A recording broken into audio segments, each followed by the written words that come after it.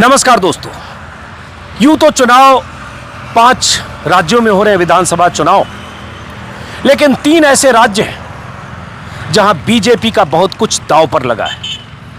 मध्य प्रदेश, छत्तीसगढ़ और राजस्थान।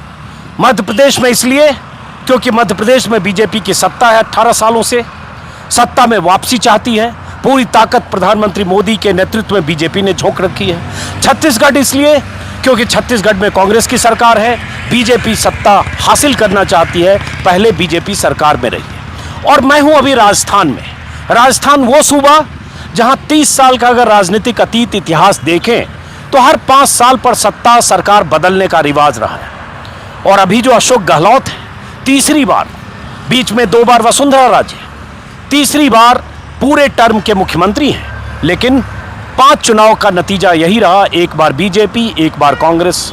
अशोक गहलोत, वसुंधरा, अशोक गहलोत, वसुंधरा और अब अशोक गहलोत है। सवाल आगे क्या?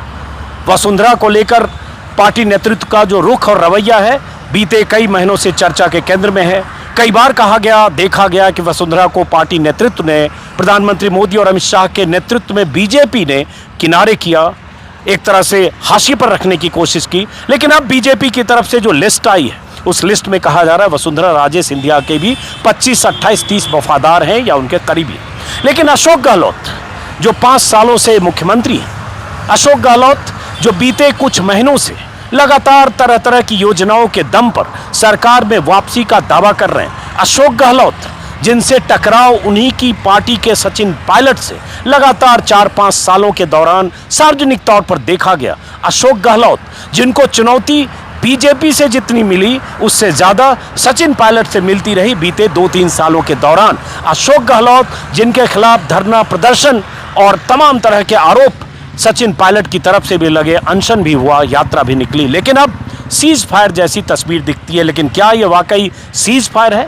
क्या आपसी सहमति, मेल मिलाप के साथ चुनाव मैदान में अशोक गहलोत और सचिन उतर रहे हैं? तस्वीर कम से कम ऊपरी तौर पर यही दिखती है। लेकिन क्या होने वाला है राजस्थान में?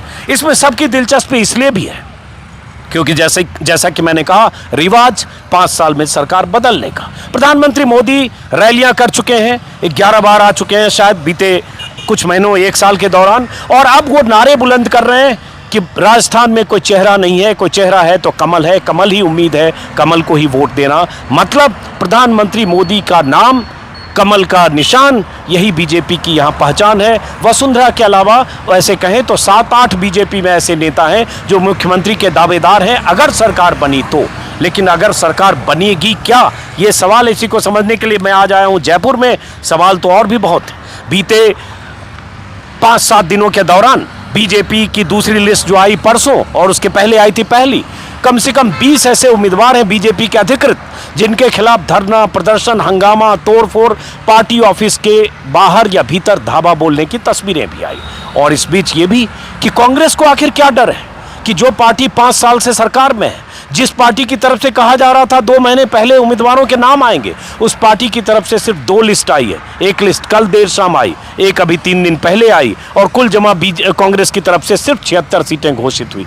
तो कांग्रेस को डर है क्या? ये कहा जा रहा था कि कांग्रेस के 40-50 ऐसे विधायक हैं, मंत्री हैं जिनके खिलाफ नाराजगी है, एंटी इनकम्बेंसी है। अगर उनका टिकट काटा गया तो शायद कांग्रेस की उम्मीद हो सकती है सत्ता में वापसी की। लेकिन अभी तक ऐसा कुछ नहीं दिख रहा है। ऐसे बहुत सारे सवाल हैं। इस पर बातचीत करने के लिए मैं हूं जयपुर में।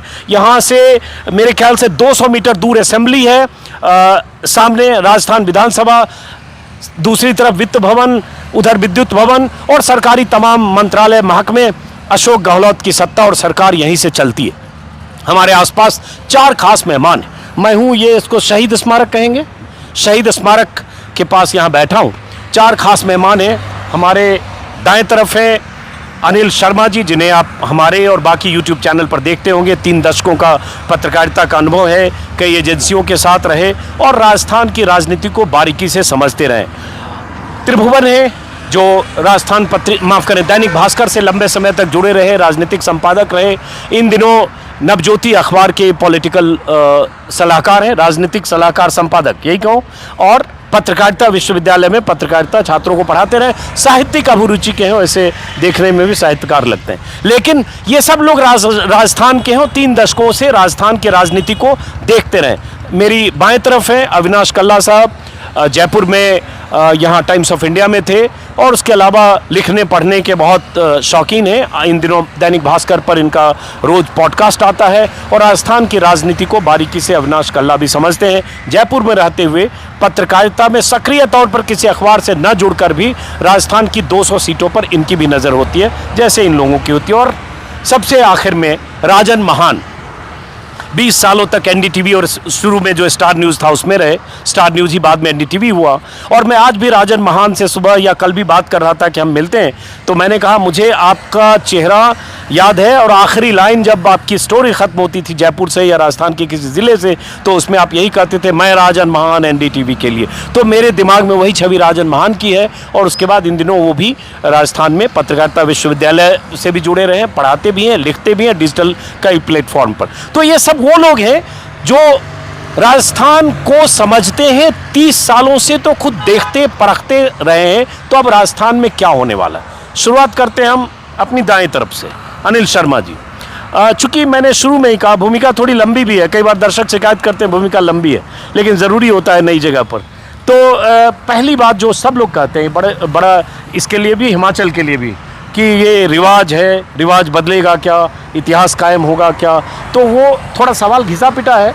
लेकिन यही सवाल है क्योंकि अब टिकट कांग्रेस की 2 लिस्ट आ गई, बीजेपी की भी बड़ी लिस्ट आ गई। तो अब इस लिस्ट से और अब तक जो कैंपेन और जिस तरह से चुनाव प्रचार है, क्या लग रहा है आपको, रिवाज बदलेगा या रिवाज कायम रहेगा? अजीत जी, पहले उस पर आऊँ उससे पहले मैं बोलना चाहूँगा कि कल जो कांग्रेस की लिस्ट आई, मुझे लगता है उसमें पूरी की पूरी अशोक गहलोत की छाप है। उनके जो उन्होंने चाहा, जिन लोगों ने उनको सपोर्ट करा था, उनको ज़्यादातर टिकट दिए गए। जब बगावत हुई थी एक तरह से, सचिन पायलट मानेसर गए थे और ये लोग जैसलमेर जाके रुके थे, वो पूरी तरह से दर्शाता है कि अशोक गहलोत की छाप है। पहली बात तो ये। दूसरी बात, आपने पूछा रिवाज बदलेगा क्या, मेरा मानना ये है कि आपके कहीं ना कहीं ये सुनने में और देखने में ज़रूर मिलता है अगर आप मार्केट में जाएँ कि कांग्रेस भी शायद आ सकती है। तो मतलब कहीं पे ट्रेंड का मुझे अभी तक तो क्या होता था, अब लोग वोकल भी हैं। एक चीज़ और अजीत जी मैंने देखी जितना घूमा उसमें, कि आपके रूरल और अर्बन डिवाइड भी है। रूरल एरियाज़ में कुछ ज़्यादा सपोर्टर्स हैं कांग्रेस के, मतलब अशोक गहलोत को बोलूँगा, कांग्रेस के नहीं बोलूँगा, क्योंकि मैं चुनाव मानता हूँ अशोक गहलोत एक रीजनल लीडर की तरह चुनाव लड़ रहे हैं। जैसे केसीआर लड़ते हैं या वाईएसआर लड़ते हैं या ममता बनर्जी लड़ती हैं। कांग्रेस एक तरफ साइड में है, अशोक गहलोत ही हैं जो कुछ कर रहे हैं। और वो आपको देख के भी लगता है, आपको जब आप लोगों के नाम देखते हो, तो मुझे लगता है कि जितनी कोशिश अशोक गहलोत ने इतनी अब के करी है उतनी पहले कभी नहीं करी थी। ब्रांडिंग भी करी और अपनी मार्केटिंग भी करी। तो मुझे लगता है कि कांग्रेस को मैं थोड़ी सी एडवांटेज देना चाहूँगा दोनों को देखने के बाद में। उसका एक बड़ा कारण और है कि बीजेपी में जिस तरह की बगावत हो रही है, अभी करीब 17-20 जगहों पे बगावत हो चुकी है, वो चीज़ और डिस्ट्रॉय कर रही है बीजेपी को कहीं ना कहीं। क्योंकि वो अगर इंडिपेंडेंट खड़े होंगे, और आप ये समझिए जो आदमी 5 साल मेहनत कर रहा था या 10 साल मेहनत कर रहा था, उसके कुछ वोटर्स तो उसके संपर्क में होंगे, 8, 10, 20 हज़ार जितने भी होंगे, वो तो काटेगा ही काटेगा ना बीजेपी टिकट। तो इसलिए मैं मानता हूँ कि वो भी एक कॉज है जिसकी वजह से मैं एडवांटेज कांग्रेस दे रहा हूँ। अभी मैं इसलिए शुरू किया इससे कि पहले उस पर बात कर लेते हैं, क्यों आपको लगता है किसी को भी एडवांटेज देते हैं, और उसके बाद हम बारीकी से बाकी पहलुओं पर भी जाएंगे और टिकट कटना नहीं कटना, बगावत मुद्दे, उस पर भी। तो सवाल वही है कि इस बार तस्वीर राजस्थान की कोई बदलती दिख रही है या वही जो 30 साल से है, एक बार बीजेपी एक बार कांग्रेस? सर, मुझे इसमें कोई बहुत ज़्यादा बदलाव होता नज़र नहीं आ रहा, क्योंकि अनिल जी ने बात करी कांग्रेस की दूसरी लिस्ट की, पर आप ज़रा बीजेपी की दूसरी लिस्ट की तरफ गौर करिए। उसमें पूर्व मुख्यमंत्री वसुंधरा राजे की वापस एंट्री हुई है। वसुंधरा जी जिस तरह स्ट्रांगली वापस अंदर आई हैं, जिस तरह पार्टी ने भी ये रियलाइज़ किया, आज मैंने अपने पॉडकास्ट में भी कहा कि जो प्रहलाद जोशी है, उन्होंने एक फीडबैक दिया कि वसुंधरा के बिना हम नहीं जीत पाएंगे, हो सकता है कर्नाटका हो जाए। पार्टी ने उसको एकोमोडेट किया, उनके लोगों को आगे लाया, और मुझे नहीं लगता कि अब कोई तीसरी लिस्ट में बहुत बड़ा बदलाव होगा। एक गुंजाइश है कि गजेंद्र सिंह लड़ेंगे या नहीं, उसके अलावा रूटीन आएगी। और कांग्रेस ने तो बहुत ही सेफ खेला। इतना तमाशा अगर इनको करना था, 106 नामों पे कल कांग्रेस के एक नेता बता रहे थे कि सहमति बन चुकी है, हम क्लियर कर चुके हैं। पता नहीं क्यों AICC बैचेस में निकाल रहा है, तो उस 106 के हिसाब से भी अभी भी 40 लोग क्लियर हैं पर उनको संदेश नहीं दिया जा रहा। दूसरी एक बात है, बिल्कुल गौर करने लायक बात है कि भाजपा में विद्रोह हुआ है, पर अजीत सर बात यही है विद्रोह वहाँ होता है जहाँ कुछ आने की आस दिखती है। कांग्रेस में आप देखिए ऐसा कोई बहुत बड़ा है नहीं, विद्रोह वगैरह आएंगे नहीं और ये इसी स्टेटस को से जाएंगे। और मुख्यमंत्री खुद कह चुके अपने साक्षात्कार में कि विधायकों के खिलाफ एंटी इनकम्बेंसी है, नाराज़गी है, ऐसी रिपोर्ट्स आ रही है और उन सारी रिपोर्ट में एक या दो नाम ऐसे होंगे जो बदले, तो आप एक्सेप्ट कर रहे हो कि वो एंटी इनकम्बेंसी और हम उसी के साथ मैदान में उतरेंगे, तो फिर दृश्य बदलता दिखना एक बहुत बड़ा वो विशफुल थिंकिंग होगी। वही सवाल है, उसके बाद मैं उसके बाकी पहलू पर जाऊंगा कि आपको क्या बदलता हुआ कुछ दिख रहा है, या जैसे बहुत सारे लोग जो मैंने भूमिका में भी कहा कि एंटी इनकम्बेंसी कांग्रेस के मिनिस्टर्स और विधायकों के खिलाफ 40-50, लेकिन वो टिकट कटता तो कुछ तस्वीर होती, या ये कि 4-5 महीने में कांग्रेस ने कुछ रिकवर किया, लेकिन क्या इतना रिकवर किया कि कुछ कांग्रेस की वापसी हो जाए। ऐसे सवालों पर आपका विश्लेषण। मुझे लगता है कि आप माइक ले सकते हैं। मैंने कांग्रेस को अशोक गहलोत की जो वेलफेयर स्कीम्स हैं उन्होंने कम से कम किसी फाइट में रखा हुआ है। पहले जो उनके 2 टेन्योर्स रहे एज मुख्यमंत्री, हमें ये याद रखना पड़ेगा कि ना सिर्फ कि राजस्थान में एक एंटी इनकम्बेंसी का ट्रेंड है, लेकिन कांग्रेस उनके 5 साल के नेतृत्व के बाद जब 2 बार चुनाव लड़ी तो दोनों बार ऐतिहासिक लोज के ऊपर गई। 156 से मात्र 56 पे आ गए थे और 2013 में तो खैर 21 ही रह गए थे कि वो 21 सीटें, मतलब बहुत ही शर्मनाक डिफीट थी। लेकिन यही अपने आप में उपलब्धि है कि इस बार कम से कम लोग ये बात कर रहे हैं कि कांग्रेस कुछ फाइट के अंदर है। तो वेलफेयर स्कीम्स की वजह से, जैसे अनिल ने कहा कि रूरल अर्बन डिवाइड है, अगर ऐसा कोई बहुत भयानक सपोर्ट कांग्रेस को मिलने वाला है ग्रामीण इलाकों से तो हो सकता है। लेकिन टू बी वेरी ऑनेस्ट, मुझे लगता यह है कि जी अच्छा काम किया है पिछले 5 साल में, ना सिर्फ वेलफेयर स्कीम्स, इवन मैं ये कहूँगा कि कोरोना मैनेजमेंट में भी राजस्थान दूसरे राज्यों के तुलना में बहुत बेहतर था। सो कहीं पे अशोक गहलोत की स्कीम्स और ये जो कोरोना मैनेजमेंट वगैरह है उससे फाइट में रह रही है कांग्रेस। लेकिन क्या इतना हो पाया है जिसकी वजह से इतिहास बदल जाएगा, वो नहीं दिखता। क्योंकि ऑनेस्टली स्पीकिंग जो बज़ रही है राजस्थान में, जिसकी गूंज रही है, वो 5 साल तक निरंतर आपसी विवाद, आपसी खींचतान उनको लेकर रही है, ना कि इन बेहतर स्कीमों को लेकर। तो इसलिए इसका अब खामियाजा कांग्रेस को हो सकता है कि काफ़ी भुगतना पड़े। और एक बात जो अविनाश ने कही, एक तरफ आप खुद मान रहे हैं कि एमएलएज के खिलाफ, हो सकता है गहलोत सरकार के, अशोक गहलोत खुद के खिलाफ ना हो, लेकिन उनके बहुत से एमएलएज जिनमें बहुत से उनके वफादार हैं, उनके खिलाफ काफ़ी चार्जेस हैं, करप्शन के भी हैं, एरोगेंस के भी हैं, हर तरीके के चार्जेस हैं। इसीलिए जो कांग्रेस ने एक इलेक्शन स्ट्रेटेजिस्ट सुनील कोलिगुलू को रखा, उनके जो सर्वेज आए हैं उनमें कहा गया कि कम से कम 40-50 आपको सीटें बदलनी पड़ेंगी, एमएलएज ड्रॉप करने पड़ेंगे। वो अभी दिखाई नहीं दे रहा कि कांग्रेस उस दिशा में चल रही है। अगर उस दिशा में नहीं चले और अगर वही सारे घिसे पिटे चेहरे वापस कांग्रेस ने फील कर दिए तो बहुत मुश्किल है कि कांग्रेस इतिहास बना पाए। अब मैं फिर वापस एक बार सारी भूमिका के बाद, त्रिभुवन जी, जो अगर हम पिछले 2-3 सालों का राजस्थान का देखें तो हालांकि वो शुरू में ही हो गया, लेकिन 2 सालों में ख़ास तौर से सचिन पायलट वर्सेस अशोक गहलोत चलता रहा। लेकिन अभी कुछ महीने में देखें तो लगता है सीज फायर जैसी स्थिति है। और उसके बाद जिस तरह की स्कीम्स, योजनाएं, चिरंजीवी योजना और महिलाओं के लिए कुछ, और मोबाइल देना और कई तरह की चीज़ों, स्कीम, गैस सिलेंडर और दुनिया भर की बातें जो हो रही है, एक तरफ अशोक गहलोत की वो योजनाएं, अशोक गहलोत के दावे या उम्मीद, दूसरी तरफ एंटी इनकम्बेंसी जिसका जिक्र सभी लोग कर रहे हैं, जिसके आधार पर कोई टिकट कटता हुआ कांग्रेस की लिस्ट से कांग्रेस के मंत्रियों और विधायकों का नहीं दिख रहा है। ये अलग बात है, शांति धारीवाल, महेश जोशी का नाम नहीं है। और तीसरी तरफ बीजेपी, जिसको प्रधानमंत्री मोदी ने इस चुनाव को भी अपने कंधे पर एक तरह से कहें ले लिया, 8-10 उनके सिपा सालार पार्टी के मुख्यमंत्री के दावेदार हो सकते हैं। ऐसी स्थिति में आप क्या देखते हैं यहाँ से चुनाव में? अब 25 तारीख को चुनाव है अगले महीने की, तो 1 महीना, 2 दिन, 3 दिन। राजस्थान की जो वर्तमान स्थिति है उसमें एक बात जो बहुत स्पष्ट और हर व्यक्ति जो मानता है उसमें ये है कि सरकार के प्रति जो आक्रोश या गुस्सा आम तौर पर होता है वो इस बार दिखाई नहीं दे रहा है। खासकर जो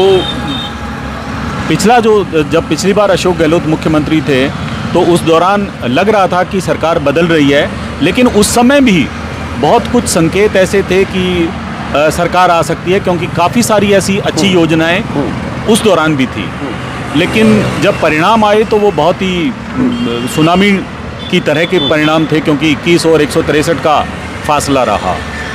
इस बार भारतीय जनता पार्टी की जो सूची आई है वो काफ़ी उन्होंने अच्छा सोच विचार करके, बहुत इन डेप्थ काम करके, पूरी स्टडी करके सूची दी है।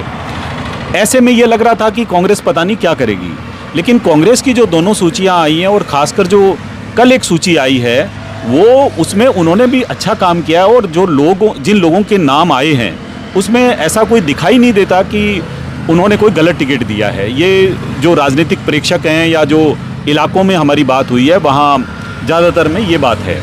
इसके अलावा एक चीज़ और भी है कि जो अभी जैसे महेश जोशी या गलत टिकट दिया में तो रिपीट ही किया ज़्यादा। हाँ, वो रिपीट ही किया है। और उनके पास जिन्होंने उनका साथ दिया उसको हाँ, दिया, और बीएसपी जो पार्टी में आ गए ज़्यादातर उनके पास उसके बेहतर विकल्प थे नहीं। हाँ। मेरा कहना ये है कि उन्होंने जो अपने निर्दलीय जो विधायक हैं जिन्होंने सपोर्ट किया था या बीएसपी से या कांग्रेस के बागी होकर के लड़े थे उनको भी उन्होंने दिया है, तो वहाँ उससे बेहतर विकल्प जीतने वाले दिखाई नहीं देते।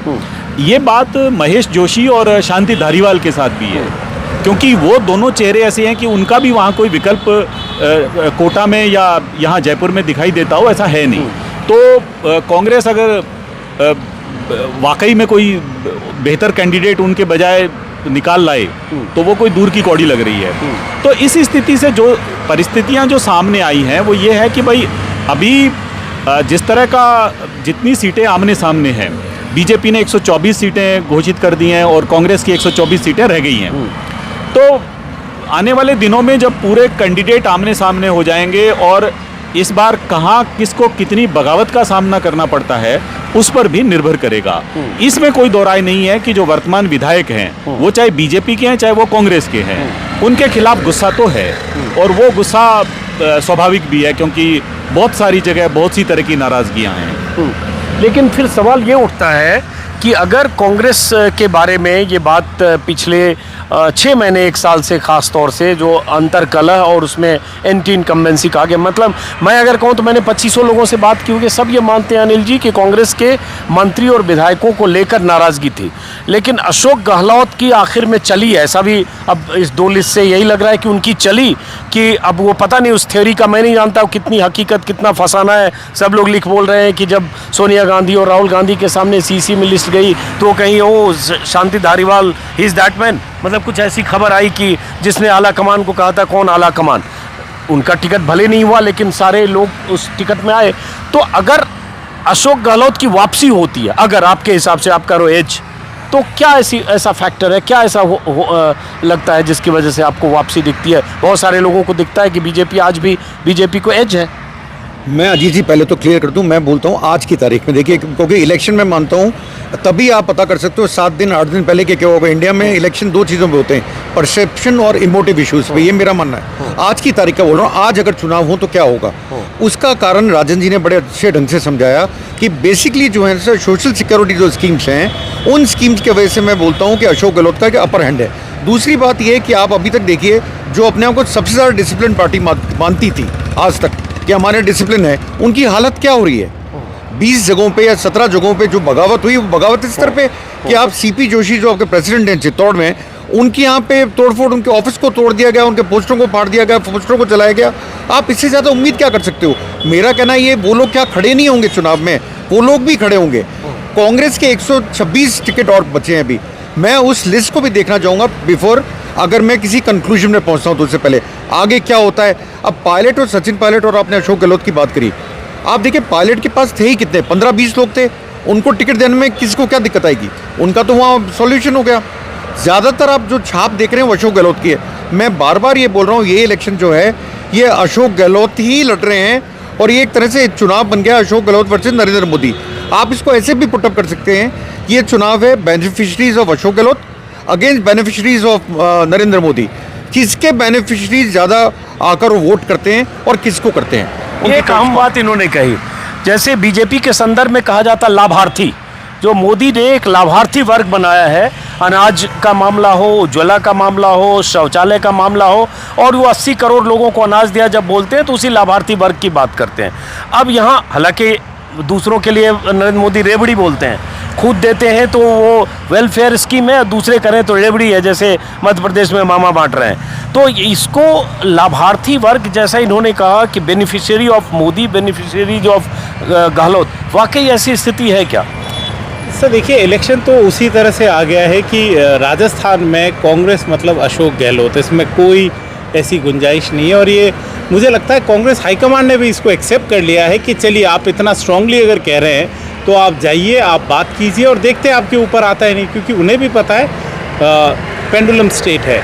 पर एक बात आप देखिए कि ये कह रहे हैं कि Ashok Gehlot versus Modi, in all practicalities Ashok Gehlot इसे अकेले लड़ रहे हैं, जबकि भाजपा का मैं देख रहा हूँ कि जो हम बिखराव की बात कर रहे हैं बिल्कुल 18-20 जगह पे है, हो सकता है, पर 200 में से अगर 20 जगह, और मैं इसी हिसाब से आगे जाऊँ तो 10 से 15% की तो मार्जिन की हम बात करें, जिस विक्ट्री मार्जिन के साथ अभी तक बीजेपी आई है वो उसको कुशन कर सकते हैं। और बीजेपी पिछली लिस्ट के साथ अपने बिखराव को समेट रही है।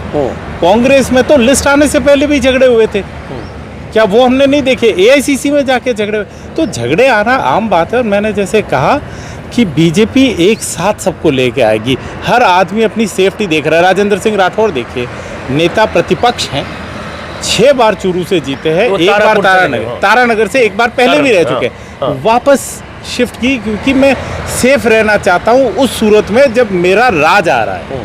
सब लोग आ रहे हैं, हम कह रहे हैं वसुंधरा राजे, तो मैंने पहले भी आपके शो पे कहा था, बीच में इंटरप्ट कर रहा हूँ, जैसे आधा ग्लास भरा हुआ आधा खाली बोलते हैं, अब आप उसको ये डिफाइन कर सकते हैं कि राजेंद्र राठौर इसलिए गए कि मेरा राज आ रहा है, दूसरा ये भी हो सकता है कि वो और सेफेस चाहते हो, मैं हार रहा हूं, कोई खतरा नहीं से चला जाऊं। मैंने आपको क्या कहा, जब राज आता दिखता है तो कोई उससे दूर नहीं जाना चाहता। नहीं, तो जब राज आता दिख रहा है तो चुरू में क्या दिक्कत थी उनको कि तारानगर चले जाएंगे? सर 6 बार से रह चुके हैं, तो टेस्ट चेंज कर रहे हैं, रसगुल्ला खाए तो गुलाब जामुन चेंज नहीं कर रहे, सेफ हेवन में जा रहे हैं ना, कि हम जाएंगे तो उधर। इसका मतलब आप खुद करें, इसका मतलब चुरू सेफ हेवन नहीं था, उनके लिए सेफ हेवन नहीं था, इस बार डिफिकल्ट सीट थी। बट मैंने आपको क्या कहा, बीजेपी प्रैक्टिकली अपनी जहां दिख रहा है ना कि ये एडजस्टमेंट से बच जाऊंगा, बचो ना।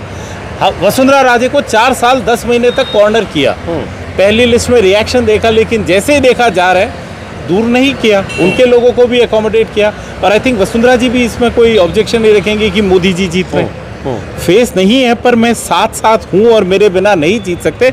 मुझे लगता है बीजेपी कंसोलिडेट करेगी, और जैसा अनिल जी ने कहा अभी 124 सीटें कांग्रेस की आनी बाकी है, उनमें देखते हैं। क्योंकि सर आप मानिए, हमने उदाहरण दिए कि जैसे त्रिभुवन सर ने कहा कि वो उस एरिया में बेस्ट ऑप्शन था, बिल्कुल बात सही है, पर यह भी उतना ही सही है कि कई विधायक ऐसे हैं जिनके नाम पे अधिकारी कहते थे कि इनका टैक्स चलता है शहर में, उनको टिकट मिली है। तो क्या ये सरकार को पता नहीं था? तो क्या ये करेक्टिव मेजर लिए जा सकते थे जब हमें 1 साल पहले से पता था कि यहाँ गड़बड़ है? क्या हम लीडरशिप डेवलप कर सकते थे? तो उसका एक काउंटर कर रहा हूँ, जो इन्होंने भी कहा, उन्होंने भी कि भाई करेक्टिव मेजर तो बीजेपी ने लिया कि मान लो दिया कुमारी को जिस भी वजह से महारानी वर्सेस प्रिंसेस में ले आए राजकुमारी को, और उसके बाद जो नरपत सिंह राजवी को वहाँ भेजा, वहाँ चित्तौड़ में 5 से 10 हज़ार लोगों की भीड़ देखी है, जो चंद्रभान साकिया वाला में। मैं हैरान हूँ क्योंकि 10,000 12,000 लोग सड़क पर आ जाएं, जहाँ 40-50 हज़ार वोट से हार जीत, मतलब जीतने वाले को कई जगह 40-50 हज़ार वोट मिलते हैं।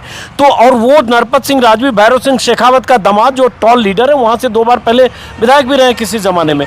और अगर 20 सीटों पर ऐसा हो रहा है कि दफ्तर में तोड़फोड़ हो रही है, सीपी जोशी का पुतला और शव यात्रा निकल जा रही है, तो ये भी मामूली बात नहीं है। सर बात मामूली बिल्कुल नहीं है। आप देखिए, वास्ट मेजॉरिटी ऑफ स्टेट है, और बाय एंड लार्ज अगर वो इन एब्रेशंस को भी देखिए, कई जगह वो एब्रेशंस रोक भी लिए जाएंगे। अब जब उन्होंने वसुंधरा राजे को आगे किया है, वो चेहरा घोषित नहीं किया, पर मुझे लगता है वो भी अपना इन्फ्लुएंस करेंगे कि जहां वो क्वेल कर सकते हैं वो क्वेल करेंगे। और इस तरह के आप देखिएगा कांग्रेस में भी आएंगे। अभी हम जैसे अगर बात करें, उतना कवर हो या ना हो, पर आदर्श नगर में उनको उसी तरह का प्रोटेस्ट हुआ था। मालवीय नगर में तो वो अशोक गहलोत के करीबी कहने लग गए कि बात यहाँ तक आगे 40 खोखे की बात इधर उधर की होगी, बात उधर भी हो रही है, ये कॉमन बातें हैं।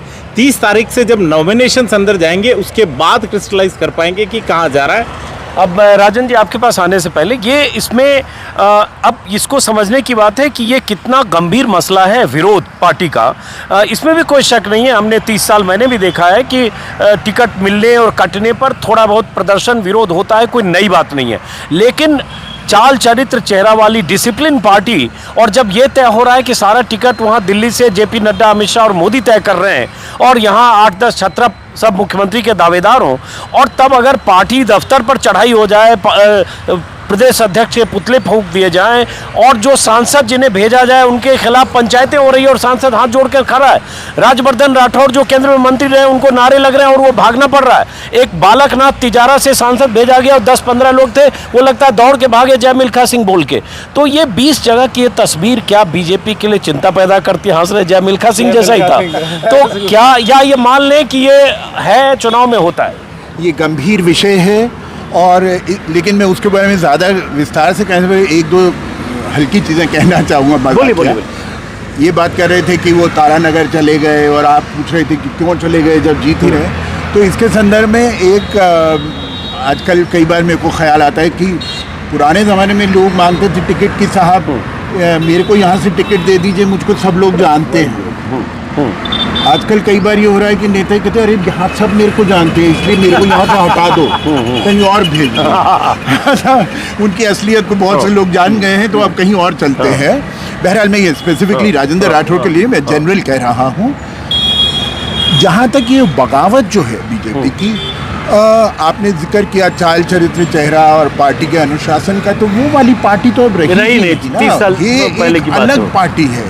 ये एक अनएडल्टरेटेडली लुकिंग एंड ग्रैबिंग पावर, कैसे भी ये इनके प्रकरण कैसे भी हमको सत्ता के अंदर वाले मुहावरे इनके लिए बेमानी हो गए, उससे बहुत आगे की बात। इसीलिए आप देखें एक तरफ तो वसुंधरा राजे को थोड़ा दूसरी लिस्ट के अंदर मतलब बैलेंसिंग की गई है। अब स्पष्ट ये संदेश दिया जा रहा है कि हम वसुंधरा जी के खिलाफ नहीं हैं, वसुंधरा जी की बहुत मानी जाएगी।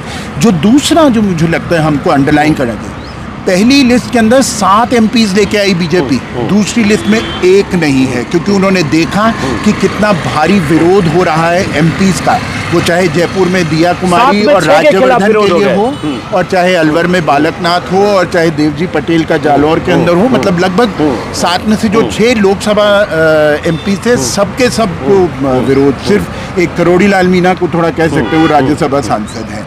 तो एक लेवल पे ये शायद सबसे बड़ी चुनौती है बीजेपी के लिए।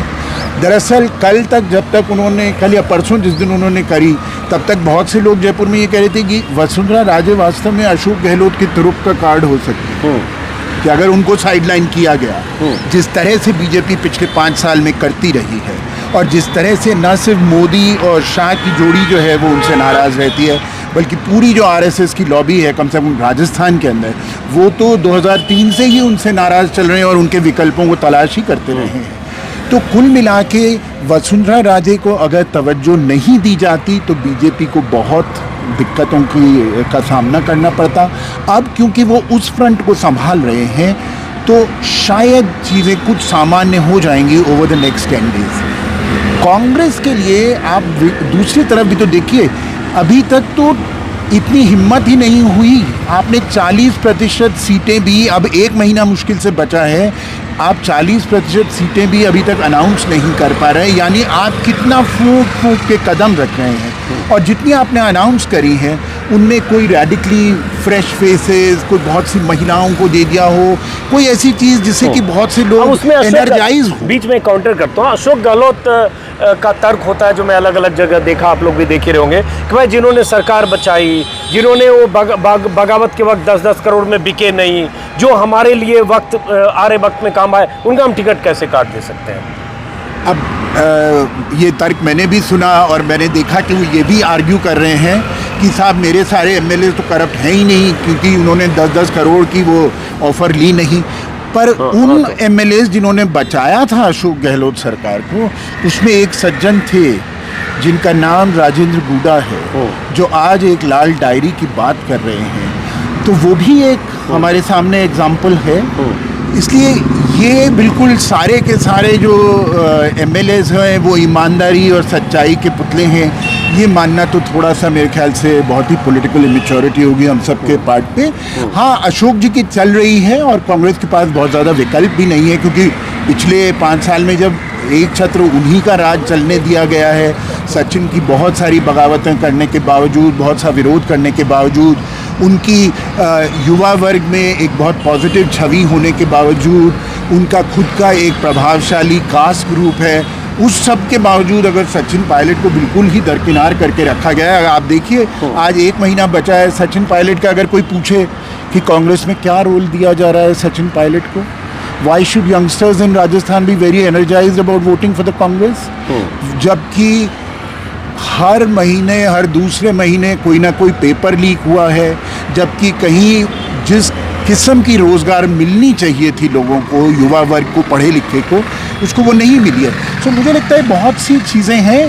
कांग्रेस के अभी भी 124 बचे हुए हैं, तो किस तरह से आप वो टिकट बांटती है, क्या कुछ फ्रेश फेसेस को लाते हैं, क्या कुछ नए युवा लोगों को देके और कुछ एनर्जी पैदा करते हैं, उस पर बहुत कुछ है। आप कुछ कहना चाह रहे हो उसके उत्तर सर, मैं वो कह रहा था कि जो भी राजन ने भी उसको कोलैबोरेट किया कि 10 करोड़ नहीं लिए, पर वो गॉडफादर की लाइन है ना, make an offer that can't be resisted, तो वो क्या काउंटर ऑफर थी जो ग्राउंड पे दी गई। क्योंकि जितना मैं बस में घूमा, विधायकों के अगर नाम लिए जाए ना, एक पर्चे करना भूल गया था, ये राजस्थान बाय रोड करके इन्होंने काफी राजस्थान की बस से यात्राएं की है, उस पर किताब इनकी आती है। सर, जगहों में, विधानसभा क्षेत्रों में कहा गया है कि 200 मिनी मुख्यमंत्री हो गए थे, जो चाहे कराए। आप राजस्थान में आचार संहिता लग गई, आप 4 दिन है, आप किसी पुलिस वाले को रैंडमली पकड़ के पूछिए क्या हो रहा था। पुलिस का मोरल डाउन था, विधायकों ने जो मनमानी करी। तो मुख्यमंत्री ये बहुत अच्छे से कह पाते हैं कि इन्होंने सरकार बचाई, 10 करोड़ नहीं लिए, पर उसके एवज में क्या ऑफर दिया गया उनको at the expense of public. The government didn't pay them, मनमानी करे, but at the expense of who was that money? तो people are not that naive कि they would take an example। और एक बात और कहूँगा, सरकार जो थी वो बचा ली, क्या वो वापस ला पाएंगे, ये सवाल है। ये सवाल है। अब आपका जैसे इन्होंने कहा कि विधायकों पर आरोप, अशोक गहलोत के विधायकों पर, बीजेपी के जो 1.5 दर्जन से ज़्यादा सीटिंग है या जिनका टिकट कटा उसकी बगावत की तो बात ही कर रहे हैं। क्या फैक्टर है जिसके आधार पर आपको लगता है कि अशोक गहलोत की वापसी हो सकती है, अगर थोड़ी भी गुंजाइश आपको दिखती है तो? अशोक गहलोत की वापसी एक तो कांग्रेस में, या मतलब कांग्रेस में वो बिल्कुल जारी रहें, और दूसरा सत्ता में वापसी, ये 2 तरह के पहलू हैं। अभी कुछ दिन पहले दिल्ली में उनकी प्रेस कॉन्फ्रेंस थी, जिसमें बड़ा दिलचस्प एक उनका बयान है। वो कह रहे हैं कि मुझे मुख्यमंत्री पद जो है छोड़ नहीं रहा, और मैं तो छोड़ना चाहता हूं। मैं मुख्यमंत्री, उसके बाद आगे फिर उन्होंने कहा, जो बहुत गौरतलब है, रहूंगा। उन्होंने कहा ये कुर्सी छोड़ेगी नहीं मुझे, यानी कि मैं लौट के आऊंगा तो मैं ही मुख्यमंत्री बनूंगा। उसमें शायद कुछ उसको जो बात है वो डिकोड करने की ज़रूरत है, और यहाँ से भारतीय जनता पार्टी का और जो कांग्रेस का एक फ़र्क है वो हमें समझने की कोशिश करनी चाहिए। अभी मध्य प्रदेश में जो मोटे तौर पर माना जा रहा है कि वहाँ कांग्रेस की सरकार आ रही है, तो वहाँ ये बात भी सामने आई कि उनका जो सबसे बड़ा चेहरा है कमलनाथ है, उन्होंने अखिलेश यादव को लेकर के भी बहुत खराब कमेंट किया, और लोगों का अखिलेश, और उन्होंने लोग ये कह रहे हैं कि वहाँ उन्होंने अब एक मुख्यमंत्री की तरह का व्यवहार करना शुरू कर दिया। और कांग्रेस के लोगों के साथ एक जो बड़ी समस्या खासकर बताई जाती है कि उनमें अहंकार भाव बहुत जल्दी आता है, और वो अपने दूसरे साथियों को के प्रति बड़े असहिष्णु हो जाते हैं। तो उनकी उम्र है 77 साल, अशोक गहलोत की उम्र है 72 साल। तो आप देखिए कि जब 77 साल वाले को आप मुख्यमंत्री बना रहे हैं, और अगर इस बार वो कांग्रेस नहीं भी आती है और अगली बार आती है, तो साफ तौर पर उनका मैसेज ये है कि भाई आप मध्य प्रदेश में अगर 77 साल का मुख्यमंत्री बना रहे हैं, तो राजस्थान में 77 साल के व्यक्ति को आप बूढ़ा कह करके या युवा लाने की किस तरह से लाएंगे? तो ये कांग्रेस की एक आंतरिक समस्या है, और बीजेपी उसमें जनरेशन शिफ्ट की तरफ जा रही है। यहाँ जो वसुंधरा वर्सेस मोदी या वसुंधरा वर्सेस जो हाईकमान चल रहा है, वो शायद उनका सभी राज्यों में है, और उसकी तरह से भाजपा अपनी चाल भी बदल रही है, वो अपना चरित्र भी बदल रही है और वो अपना चेहरा भी बदल रही है। तो उसने वो मध्य प्रदेश हो या छत्तीसगढ़ हो या हिमाचल हो, उत्तर प्रदेश हो, कर्नाटक हो, वो हर जगह अपना चेहरा बदलने की कोशिश कर रही है और वो चेहरा बदलने की कोशिश उसकी राजस्थान में भी है। लेकिन राजस्थान में उसके लिए ये बड़ा भारी भरकम पड़ रहा है। जैसे अभी जो जितना हमने डिस्कशन किया या जो चीज़ें सामने आ रही हैं लोगों के, उसमें हर जगह कि जहाँ तोड़फोड़ हुई या कुछ टिकटों पे लोग सहमत नहीं थे, तो यहाँ राजस्थान में सबसे बड़ी समस्या ये है कि अभी लोग किससे बात करें। अगर मान लो चंद्रभान सिंह आख्या को कोई आगे के लिए बात करनी थी तो वो किससे बात करे, क्योंकि यहाँ प्रदेश में ऐसा कोई एक व्यक्ति नहीं है, सिर्फ दिल्ली में जो उनका नेतृत्व बैठा हुआ है, जो भारतीय जनता पार्टी के लोग सबसे बड़ी समस्या का सामना कर रहे हैं। जब वसुंधरा राजे उनकी नेता थी यहाँ और उन्होंने उनको घोषित कर रखा था, वो परिवर्तन यात्रा निकाल रही थी, तो लोग उनके यहाँ जाकर के अपनी समस्या कह सकते थे, बात कर सकते थे। कई नेता छोड़ रखे हैं, कई नेता लेकिन अब वो उनमें अर्जुन मेघवाल भी हैं, उसमें राजेंद्र राठौड़ भी हैं, उसमें गजन शेखावत भी हैं, नाम दिया है कि ओम बिरला भी हैं, लेकिन इतने सारे कैलाश चौधरी भी हैं, दिया कुमारी भी आ गई हैं, इतने सारे अश्विनी वैष्णव भी हैं, उसमें बहुत सारे हैं। नहीं, उसमें 12-13 नेता हैं।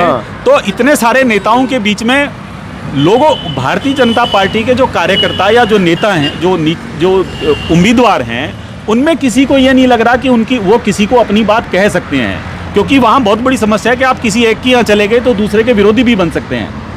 तो एक जो सबसे बड़ी बात है, वो जो भारतीय जनता पार्टी इस चुनाव में जिस कमी का सामना कर रही है, वो एक स्टेट में एक ऐसा व्यक्ति जिसको वो जाके अपनी बात कह सकें। क्योंकि आप देखिए नरपत सिंह राजवी का जो स्टेटमेंट आया था, उन्होंने ये कहा कि महामंत्री संगठन हमारी बात ही नहीं सुनता है।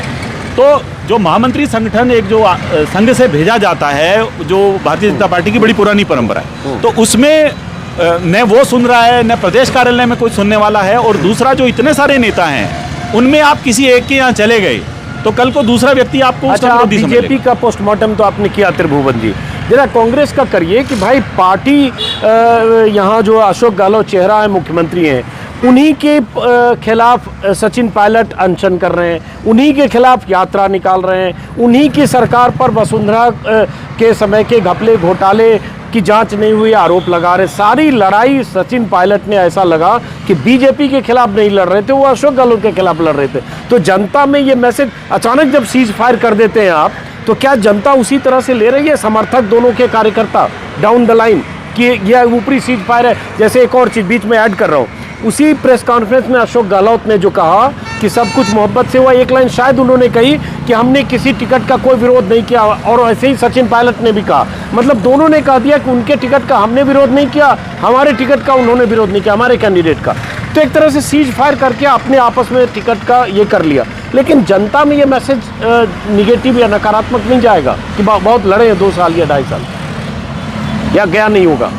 जब भी कोई चुनाव होता है, उसमें एक और बड़ी बात जो राजस्थान में हम लोगों ने देखा है कि किसी भी सरकार के प्रति, या चाहे वो भारतीय जनता पार्टी की सरकार हो, चाहे वो कांग्रेस की सरकार हो, तो जो आखिरी दिनों में जो बिसात बिछती है चुनाव की, उसे में ही सब कुछ होता हो ऐसा नहीं है। सरकार के प्रति आमतौर पर लोग अपनी राय जो है, वो जब उसके 2 साल गुजर जाते हैं तो वो दूसरे तीसरे साल में बना लेते हैं कि वे उस सरकार को रखना चाहते हैं या नहीं रखना चाहते हैं। ये जो आखिरी दौर में किए गए प्रयास हैं, वो बहुत ज़्यादा हमने कभी आज तक काम आते हुए देखे नहीं हैं। तो इस बार ये एक और परीक्षा की घड़ी अशोक गहलोत और कांग्रेस के लिए है कि ये उनका कितना सस्टेन कर पाएगा, कितना नहीं होगा। क्योंकि आखिरी दौर में जब चीज़ें बंटने लगती हैं, तब लोग ये समझते हैं कि ये तो चुनाव के लिए कर रहे हैं। ये आप किसी भी व्यक्ति को पूछ लें। तो जिस तरह की परिस्थितियां राजस्थान में हैं, उसमें भारतीय जनता पार्टी और कांग्रेस दोनों को आंतरिक रूप से अंतर्द्वंद्व और कलह दिखाई दे रही है। लेकिन उनके यहाँ हाईकमान इतना मजबूत है कि वो वहाँ ये बात कहने की किसी की हिम्मत नहीं है कि हम अलग अलग हैं। किनके यहाँ? बीजेपी में। हाँ। और कांग्रेस में स्थिति ये है कि वहाँ कि हाईकमान अजय माकन को और उनको मल्लिकार्जुन खड़गे को भेज देती है, खड़गे को। उसके बाद एक मीटिंग अशोक गहलोत के यहाँ होती है और दूसरा यहाँ, और आप देखिए कौन आला कमान। और आप ये देखिए कि वो कहने के बावजूद वहाँ अशोक गहलोत एक बार फिर कह रहे हैं, और वो पार्टी के मुख्यालय में कह रहे हैं कि मुख्यमंत्री पद की जो कुर्सी है या मुख्यमंत्री पद है, वो मुझे छोड़ेगा नहीं। तो वहाँ साफ तौर पर दिखाई देता है कि हाईकमान जो दोनों की जो स्थिति है वो भी राजस्थान का जो बीजेपी या कांग्रेस का जो नेतृत्व है उसको अपने ढंग से प्रभावित कर रहा है। दो बातें हैं, जैसे अशोक गहलोत ये पहले भी कई बार कह चुके हैं कि मैं तो मुख्यमंत्री की कुर्सी छोड़ना चाहता हूं, कुर्सी मुझे नहीं छोड़ रही है। उसी का जिक्र कर रहे हैं जो प्रेस कॉन्फ्रेंस में उन्होंने कहा किसी महिला के सवाल का जिक्र करते हुए कि मैं तो कुर्सी छोड़ना चाहता हूं, कुर्सी मुझे नहीं छोड़ रही है और शायद छोड़ेगी भी नहीं। तो ये भी हो सकता है कि कह ऐसा रहे हैं लेकिन दरअसल मैं कुर्सी नहीं छोड़ना चाहता हूँ। बिल्कुल हो सकता है अजीत जी, जो आप बोल रहे हैं बिल्कुल सही बात है।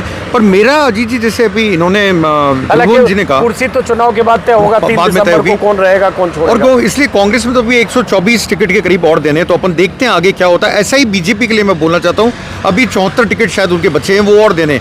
उसके बाद क्लैरिटी आएगी किस तरफ बहरी है। हुआ क्या कि जैसे आप देखिए टोटल मिला के वसुंधरा के फैक्शन के कितने लोगों को टिकट मिला है अभी तक, आप अगर काउंट करेंगे तो 34 से ज्यादा नहीं है आउट ऑफ 124। अगर 34 पे अगर लोगों में परसेप्शन बनाए कि वसुंधरा आगे आ रही है, तो मैं मानता हूँ ये जल्दबाजी है थोड़ी, क्योंकि 74 बच्चे उसको देखना जरूरी है। 34 से वसुंधरा सीएम नहीं बन सकती। हाँ, पर ये मैं मानता हूँ कि आपने वसुंधरा को अगर टिकट दिया है तो आप उसको एमएलए बना के नहीं रखोगे, कुछ ना कुछ इंपॉर्टेंट पोजीशन देनी पड़ेगी। वो शायद सीएम की कुर्सी भी हो सकती है, ये बात मैं मानता हूँ अजीत जी, कि आपने एक तरह से सिग्नल दिया कि उनको टिकट दिया। ऐसा ही आपको याद हो 2018 में जब अशोक गहलोत को टिकट मिला था, उसी दिन ये तय हो गया था कि अशोक गहलोत चीफ मिनिस्टर बनेंगे, चाहे लोग कुछ भी बोल रहे थे, पर ये तय था कि अब सचिन पायलट रेस में नहीं है, बिल्कुल तय था ये। आपने बात करी अशोक गहलोत सचिन पायलट अच्छा, की। एक बीच में बोल रहा हूँ, आप चारों लोगों से पूछो, मुझे यकीन नहीं होती इस थ्योरी पर, बट लगातार राजस्थान के कुछ लोग बात कर रहे हैं कि अशोक गहलोत की कोशिश थी 2018 में कि आंकड़ा 100 के आसपास रहे, ताकि हमारे इसमें रहे कि हम ही सरकार चला सकते हैं या बना सकते हैं, चाहे निर्दलीय चाहे बीएसपी। और अब लोग कह रहे हैं कि वही काम अगर वसुंधरा इस बार कर ले गई कि बीजेपी को वहीं टिकाए रखी तो वसुंधरा की वैल्यू रहेगी, नहीं तो नहीं रही। क्या ऐसे मुमकिन है कि अशोक गहलोत ऐसा जाल बिछा दें कि 100 के आसपास रहे और 99 पर टिक जाए? ये थ्योरी है कि नहीं, या मैंने नहीं, ये थ्योरी वसुंधरा के लिए आज है सर, बिल्कुल है मार्केट में। अशोक गहलोत के लिए थ्योरी है, गहलोत के लिए भी है सर। लोग कई बोलते हैं पॉलिटिकल रूमर्स में ऐसा कैसे आता हो है। सकता है? हाँ, ऐसा होता नहीं है सर, कहा जाता है। आता हूँ बस। हाँ, होता है सर, ये बात बिल्कुल सही है आपकी। और वसुंधरा केस में भी लोग यही बोल रहे हैं कि वो चाहेंगी 90 और 100 के बीच में रहे, जो उनके लिए आसानी होगी। पर मेरा मानना ये है कि अभी तक क्लैरिटी इसलिए नहीं है, आपको बताऊं मैं अजीत जी, कि हमें पता नहीं अभी 74 जो नाम है उसमें से क्या 74 वसुंधरा के हैं या 50 हैं या 30 हैं। उसके बाद एक क्लैरिटी आएगी, उससे पहले क्लैरिटी, हाँ मार्केट में परसेप्शन जरूर बना है, आपको बताऊं कि वसुंधरा जी वापस आ रही हैं, ये परसेप्शन है, आई एग्री टू इट। और उनकी वजह से शायद चेंजेस भी आ रहे हैं अब आगे चल के। बीजेपी को भी लगने लगा है कुछ परसेप्शन से शायद हम चुनाव जीत सकते हैं। और सबसे बड़ी बात ये है अजीत जी, अगर आप वसुंधरा को आगे ला रहे हैं उसका कारण क्या है? मेरे हिसाब से उसका कारण ये है कि वो 2024 का पार्लियामेंट इलेक्शन देख रहे हैं। कौन आदमी हमें 25 की 25 सीट दिला सकता है?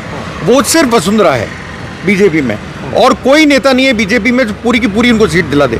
शायद इसलिए वसुंधरा को आगे लाया। ये ओवर रेट नहीं कर रहे हैं भाई। 25 की 25 सीट अगर आएगी तो मोदी के नाम पर आएगा ना भाई। तब नारा लग रहा था ना कि मोदी तुझसे बैर नहीं, वसुंधरा तेरी खैर नहीं, इसी राजस्थान में। तो भाई मोदी के नाम पर लोकसभा चुनाव में 25 सीट में 24 मिला कि वसुंधरा के नाम पे मिला? नहीं सर, अगर स्टेट गवर्नमेंट, अब के मैं मानता हूँ आपका, अगर स्टेट गवर्नमेंट चेंज नहीं हुई, सपोज कीजिए अशोक गहलोत, हाइपोथेटिकली बोल रहा हूँ, आ गए, हमें नहीं बता, आ रहे नहीं आ रहे, 3 तारीख को पता लगेगा, तो मेरा मानना है आपकी सीट कम होंगी बीजेपी की। चलिए, आप कुछ बीच में कुछ कहना चाह रहे थे सर। आपने कहा वो थ्योरी लगी थी, मुझे याद है मैं इसी तरह एक इलेक्शन कवरेज पे था, तो जब सीट्स डिक्लेयर हुई तो मैंने कहा अशोक जी की उम्मीद से 5 ज़्यादा और सचिन की उम्मीद से 5 कम। अशोक जी चाह रहे थे 100 के इर्द गिर्द रहते हैं, अगर 110 होती तो सचिन पायलट क्वेश्चन में रहते। और ये थ्योरी नहीं थी सर। अब आप जो कल लिस्ट है ये कहाँ से बोल रहे हैं कि अशोक चाह रहे थे? जहाँ चाहत उनकी थी, चाहत मैं के अंदर आपको भी कौन यही था? लाइन कर रहा हूँ ना, आप चाहत का रिजल्ट देखिए। वो चाहत इस लिस्ट में दिख रही है कि बाबूलाल नागर उनके करीबी इंडिपेंडेंट खड़ा करा, आप कांग्रेस के टिकट पे संयम लोढ़ा आ गए। सो जो कल 5-6 निर्दलियों को मिला है वो उन्हीं के निर्दलीय खड़े करवाए हुए थे और वो आ गए। अच्छा, के लिए मैं इनको इंटरप्ट कर रहा हूँ। 2008 में भी, आप तो 18 की कह रहे हैं, मैं 2008 का चुनाव कवर कर रहा था, उस समय भी ये बज़ थी। और आज भले ही सचिन पायलट और अशोक गहलोत के बीच में तनातनी रही है पिछले 5-7 साल में, उस ज़माने में सीपी जोशी को लेकर थी। सीपी जोशी पीसीसी अध्यक्ष थे और सीपी जोशी ऑफ कोर्स बहुत ही दुर्भाग्यपूर्ण एक वोट से हार गए थे, लेकिन बहुत से कांग्रेस के धुरंधर हारे थे उस चुनाव के अंदर भी। और बहुत से बागी जो माने जाते थे कि अशोक गहलोत के करीबी हैं वो लोग जीते थे। 2008 के चुनाव में भी कांग्रेस कोई स्पष्ट बहुमत नहीं लाई थी। वही अशोक गहलोत की जो पॉलिटिकल क्या कहना चाहिए मैनेजमेंट है उसी के ऊपर कांग्रेस निर्भर रही थी। तो 2008 में भी इस तरह की एक बज़ थी कि अशोक जी को ज़्यादा सूट करेगा कि 100 ये थोड़ा सा मुझे हैरानी होती है कि मान लीजिए जैसे 200 सीट है तो आप कैसे बिसात बिछाएंगे कि 25 यहाँ ऐसे बिछा दो जिसमें अपने ही हार जाए और सीट ऐसे रहे। मतलब थोड़ा सा मुझे यकीन से परे जैसा लगता है ये। सर यकीन से परेश नहीं, आप थोड़ा सा इंटीरियर में जाइए। दूदू बिल्कुल नज़दीक में संयम लोढ़ा वहाँ खड़े होते। संयम जब तक कांग्रेस से आ रहे थे सामने ओटराम देवासी आते थे तो वो कास्ट कॉम्बिनेशन पे नहीं बैठा। पिछली बार संयम इंडिपेंडेंट हो गए और कांग्रेस से ओटराम देवासी की ही कास्ट का कैंडिडेट खड़ा किया तो बीजेपी और कांग्रेस में वो कास्ट का वोट हट गया, ट्रायंगुलर फाइट में वो निकल गए। तो यही वो एक चीज़ है जो 40 साल की आप जो पॉलिटिकल पकड़ है। Ashok Gehlot is the only 24/7 politician in this state. वो 24 घंटे यही करते हैं, हार में और जीत में दोनों वक्त। तो उनकी वो कैलकुलेशन है and that is why he has been able to retain it कि कांग्रेस की सरकार टॉपल नहीं हो पाई। तो वो उन्होंने किया, पर क्या ये चीज़ बीजेपी में होगी? एक तो उन्होंने इस लिस्ट के साथ संकेत अभी तक जो लग रहा है क्लियर कर दिए कि हम वो सिचुएशन ही नहीं आने देंगे, पर कांग्रेस में आप ये फिर भी कर जाते हो। बीजेपी में चाहे हम जितना भी आज उनकी पुरानी आइडियोलॉजी को क्वेश्चन करें, उनका एक सिक्योर वोट बैंक रहता है, तो वहाँ ये करना थोड़ा मुश्किल पड़ता है। अब जैसे बीजेपी ने मान लीजिए कई राज्यों में बीजेपी की फिलॉसफी होती है कोई चेहरा नहीं होता और अब तो मोदी जी चाहते हैं खुद ही चेहरा हो। भाई शिवराज सिंह वहाँ 16 साल से मुख्यमंत्री हैं, 18 साल से सरकार है, तब भी वहाँ नारा चल रहा है मोदी के मन में एमपी के मन में मोदी। शिवराज मामा गायब हो गए उस प्रचार के हिस्से से, बल्कि शिवराज सिंह चौहान की मौजूदगी में जो रैलियां हुई उसमें भी प्रधानमंत्री मोदी ने उनकी लाडली बहन योजना और उनके कार्यकाल का जिक्र नहीं किया। अभी अलग बात है 4 दिन पहले एक चिट्ठी लिखी। तो ये मोदी स्टाइल ऑफ पॉलिटिक्स है जहां वो कंधे पर रखना चाहते हैं अपनी लोकप्रियता को। जैसे इन्होंने कहा कि वसुंधरा इतना इंडिस्पेंसिबल है कि अगर वसुंधरा किनारे हुई, कट साइज हुआ, तो मोदी के लिए जो 2019-24 की लड़ाई बहुत राजस्थान में मुश्किल होगी। क्या ऐसी स्थिति है क्या? जी बिल्कुल है। देखिए अभी तक ये प्रधानमंत्री पे आरोप लगता है कि जहां वो लोकल इलेक्शन नहीं इफेक्ट कर पाते, राजस्थान उनको एक अपॉर्चुनिटी लग रही है। पेंडुलम स्टेट है और इतना आप इक्वेशन रख लो कि अगर अब जीत के जाते हैं तो आई डोंट थिंक सो कि वसुंधरा जी को भी ये कहने में परहेज होगा अभी के हालात में कि मोदी जी के चेहरे पे लड़ा, और Modi would like to add that to the crowning glory of the crown कि देखिए मैं स्टेट जिता सकता हूँ। तो राजस्थान से बेटर उनको कहीं प्रपोजिशन नहीं लग रहा अभी के हालात में। तो मुझे लगता है बीजेपी भी उनको यहाँ एड करेंगी और वो ये सहरा बांधेंगे कि देखिए मोदी के नाम पे हम राजस्थान जीते, अगर वो जीतते हैं तो। ये 7 सांसदों को क्यों लगता है बीजेपी ने उतारा, जिसमें एक राज्यसभा सदस्य और राजकुमारी दिया कुमारी को जो सांसद थी उनको उस सीट पर विद्याधर नगर पे उतार देना जो सेफेस्ट सीट थी। हालांकि उनको अगर वजन देना चाहते थे तो कोई अनसेफ सीट पर भेजते, सेफेस्ट सीट पर उसको उतार दिया। क्या ये महारानी बनाम राजकुमारी है, महारानी का कद छोटा करने के लिए है? क्या राजकुमारी दिया कुमारी को चैलेंजर बनाया जा रहा है कि अगर बीजेपी की सरकार बने तो एक राज परिवार राजघराने की दावेदारी? बीजेपी ऑप्टिक्स पे रहती है। राजन सर से पहले एक छोटी सी लाइन कह दूं, दिया कुमारी का वजूद और डिस्पेंसिबिलिटी तभी तक है जब तक वसुंधरा राजे है। अगर वो नहीं रहते पिक्चर में, दिया कुमारी का कोई इतना बड़ा पॉलिटिकल स्टैचर नहीं है। 2013 में 41 सीटों पे देखिए बीजेपी ने बहुत स्मार्टली अपनी पिक्चर की कि अब जैसे हम कांग्रेस की बात करें टिकट नहीं कटे, तो उन्होंने वहाँ 29 नए चेहरे दिए 41 में। वो सारी सीटें वो थी, विद्याधर नगर छोड़ दे जहाँ वो जीते ही नहीं, तो वो अपने हिसाब से परमुटेशन कॉम्बिनेशन बिठा सकते थे। अब जैसे ये एक सीट है राज्यवर्धन सिंह की, वो राजपूत है, राजपूत रिप्लेस्ड राजपूत, और अब जो उनकी सीट खाली हुई है वसुंधरा के करीब, ये एक कयास लग रहा है कि राजपाल को सर अब वो वसुंधरा जी के हैं, वसुंधरा जी को एक फोन कॉल का फर्क है, वो रिबेलियन क्वेल भी किया जा सकता है, उन्हें जयपुर रूरल दे दी जाए। तो वो जो परसेप्शन है कि दिया कुमारी या वो कोई, वो उन्होंने ऑप्टिक सेट किए जहां बाजी बदलती दिखी तो दोनों हाथ में लड्डू रखना चाहते हैं कि नहीं हम तो सबको बढ़ा ही रहे हैं। आप कुछ कहना चाह रहे हैं? नहीं मतलब ये जो एमपीज वाली आप बात करें कि उसके पीछे क्या रणनीति होगी, मुझे लगता है 2-3 चीज़ें तो स्पष्ट थी। एक तो शायद ये हो सकता है कि बीजेपी ये साफ तौर से ये कांटे की टक्कर है कम से कम राजस्थान में, वैसे तो वो मध्य प्रदेश में भी एक्सपेरिमेंट करें, तो कांटे की टक्कर है, तो एमपीज को लाके शायद बीजेपी ये दिखाना चाह रही थी कि हम अपने सबसे जो मजबूत लोग हैं, जो हमारे लोकसभा के सांसद हैं, उनको हम उतार रहे हैं, हम इतना गंभीर हैं राजस्थान का चुनाव जीतने के लिए। तो एक तो ये बात हो सकती है। दूसरी, अगर वो वसुंधरा को कहीं पे साइडलाइन करना चाह रहे हैं तो उसकी दिशा में भी अगर ज़्यादा फोर्सफुल और पॉपुलर लीडर्स को वो लेके और उतारते हैं तो उस तरीके की, देखिए बीजेपी में आज की डेट में क्या कैलकुलेशंस किस हिसाब से किए जा रहे हैं आजकल बीजेपी के नेताओं को भी नहीं पता, एक दो लोगों को ही पता रहते हैं, यूजुअली ऐसा कहा जाता है। सो रणनीति उनकी ये रही होगी। लेकिन आप देखिए जैसे ही उन्होंने रिएक्शंस देखे हैं पिछले 2 हफ्ते के अंदर कि यहाँ ये लोकसभा के सांसदों को लाना कोई जिताऊ मास्टर स्ट्रोक नहीं है, उन्होंने मास्टर स्ट्रोक को बिल्कुल गायब कर दिया है, एक भी अब आगे नहीं दिया है।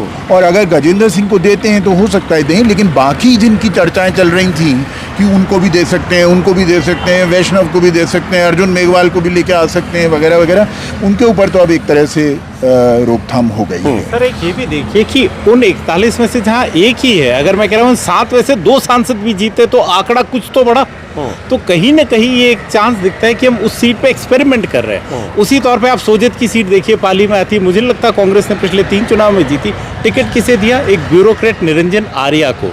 तो एक आर्या जो कि बिल्कुल ना पार्टी में आते हैं ना सिस्टम में आते हैं, ब्यूरोक्रेट है, उनको दे रहे। बीजेपी ने कम से कम उन सीटों पे तो कुछ उथल पुथल तो करी। अब ये एक सवाल है त्रिभुवन जी आप दोनों से भी कि वही मैंने कहा ना, आधा गिलास भरा देखें खाली देखें। अगर 41 में से 40 सीटें हारी हुई बीजेपी की उस लिस्ट में 7 सांसद आ जाए तो एक उसका विश्लेषण हो सकता है कितना पैनिक है, कितनी डरी हुई बीजेपी कि तुरुप के पत्ते इक्के की तरह सांसदों को उतार दिया, दिया कुमारी को उतार दिया, उसको उतार दिया, देवी सिंह पटेल, फला ढिमका। एक दूसरा ये भी हो सकता है कि वो सोचते हैं कि इसमें हारे हुए थे ही तो चलो ये गेम खेलो, हो सकता है 7-10 सीटें, 15 सीटें, 12 सीटें जीत जाए। बिल्कुल हो सकता है जी, मैं मानता हूँ। और क्या होता है, मैं होता आपने आधा क्लास खाली और भरे की बात करी, मैं इसको व्यू दूसरा लेता हूँ। मुझे लगता है कि इन सीटों पे कभी जीते नहीं थे, जैसे अविनाश जी ने कहा, तो उन्होंने सोचा यहाँ हम एक्सपेरिमेंट कर लेते हैं क्या इनको लाके। पर मेरा मानना अजीत जी अर्थ में रहा है कि एमपी का चुनाव जीतना ईजी होता है एमएलए के चुनाव जीतने से। तो ये एक्सपेरिमेंट क्या सही होगा गलत होगा टाइम बताएगा। अगर मैं झोटवाड़ा की सीट को देखता हूँ जहाँ पे राजवर्धन सिंह राठौड़ को दिया गया टिकट, वहाँ देखता हूँ वो फंस गए, आज की तारीख में बहुत फंसे हुए लग रहे हैं और मुझे लग नहीं रहा वो आगे बढ़ पा रहे हैं। आपने बालकनाथ का एक बड़ा अच्छा बोला, मिल्खा सिंह वाली बात, बालकनाथ के साथ भी तिजारा में मुझे कुछ ऐसा लग रहा है वो भी फंस गए हैं वहाँ पर जाकर। तो कई सांसद के फंस गए, पर एक एक्सपेरिमेंट करा कि यहाँ उनको खोने के लिए कुछ नहीं था, क्योंकि टोटल मिला के 2 सीट जीते थे और उपचुनाव में 1 सीट फिर हार गए थे। तो टोटल मिला के 41 में से 40 सीट उनके दूसरों के पास थी। नरपत सिंह राजवी को जो आपने चित्तौड़ दिया वो उनको शायद उनको थोड़ा खुश करने के लिए दिया, पर उनका जब मैं स्टेटमेंट सुनता हूँ तो मुझे लगता है चित्तौड़ तो मेरे उसमें था ही नहीं कभी भी, मैंने सोचा नहीं था चित्तौड़ मुझे मिलेगा। वो खुद भी प्रिपेयर नहीं थे चित्तौड़ के लिए, ऐसा मुझे लगता है कि उनके थोड़े बागी तेवर के बाद उनको अकोमोडेट करा, ऐसा ही नजर आता है, उनकी बातों से ये नजर आता है। तो मुझे डर यही है कि ये जो अभी 17 या 20 जितने भी हैं जो बगावत कर रहे हैं, क्या ये फिगर बढ़ेगा? अभी 74 और आएंगे, क्या ये फिगर बढ़ेगा? इसीलिए मैं कह रहा हूँ कि पहले हमें वो 74 सीट देखनी पड़ेंगी, ये भी देखना पड़ेगा क्या वो वसुंधरा के लोगों की है या नहीं है। अगर वो वसुंधरा के लोगों की नहीं है तो फिर सेकंड लिस्ट में जो एक परसेप्शन ड्रॉ हुआ वो कैंसिल हो जाता है बिल्कुल। त्रिभुवन जी, जैसे कांग्रेस की लिस्ट को लेकर लगातार सवाल है, अविनाश जी ने भी जैसे कहा, राजन महान जी ने भी कहा कि एक तो आप सबसे आखिर में इतनी देर से आपने एक 33 लिस्ट जारी की, उस समय कहानी थेरी ये चल रही थी कि प्रियंका गांधी की दौसा में जनसभा है, 2 दिन पहले मल्लिकार्जुन खड़गे, बल्कि 4 दिन पहले 16, अगर मुझे तारीख याद है, 16 तारीख को मल्लिकार्जुन खड़गे ने कहा 18 तारीख को हम लिस्ट जारी कर देंगे। तो मैं मध्य प्रदेश में था, मैं आ गया कि चलो 18 से हम लोग राजस्थान जाएंगे। पता चला 18 नहीं, 19 नहीं, क्योंकि प्रियंका गांधी की रैली है और कोई प्रदर्शन विरोध ना हो जाए, इसलिए रैली खत्म होगी तब जारी होगी। तो उसके बाद जारी हुई, रैली खत्म होके प्रियंका गांधी सुरक्षित जब पहुंच गई वहां तब हुई। अब दूसरी लिस्ट बहुत छोटी सी आई, शायद 43 सीटों की, अब कहा जा रहा फिर एक रैली है प्रियंका गांधी की। तो फिर उस रैली के बाद तो ये डर क्यों है, इतना डर है, इतना कैलकुलेशन, जबकि रिपीट मार रहे हैं आप ज़्यादातर? ये जो बाद वाला सवाल है मैं इस पे बाद में आऊँगा। पहले जो भारतीय जनता पार्टी ने जो पहली सूची जारी की थी, मैं उस पर एक सवाल बीच में चल रहा था। तो आप देखिए कि एक चुनाव हुआ 2013 में जब भाजपा सत्ता में आई, एक चुनाव था 2003 का जब भाजपा सत्ता में आई। तो उस दौरान इन 41 सीटों में क्या था, 2003 में सिनेरियो कुछ दूसरा था, क्योंकि 6 जो परिसीमन हुआ उसके बाद चुनाव हुआ था 2008 का, और 2003 में जब भाजपा 120 सीटें लेकर के वसुंधरा राजे के नेतृत्व में पहली बार सत्ता में आई, उस समय ये 39 सीट्स थी। तो उन 39 सीट्स में से करीब 16-17 सीटें इन्होंने जीती थी।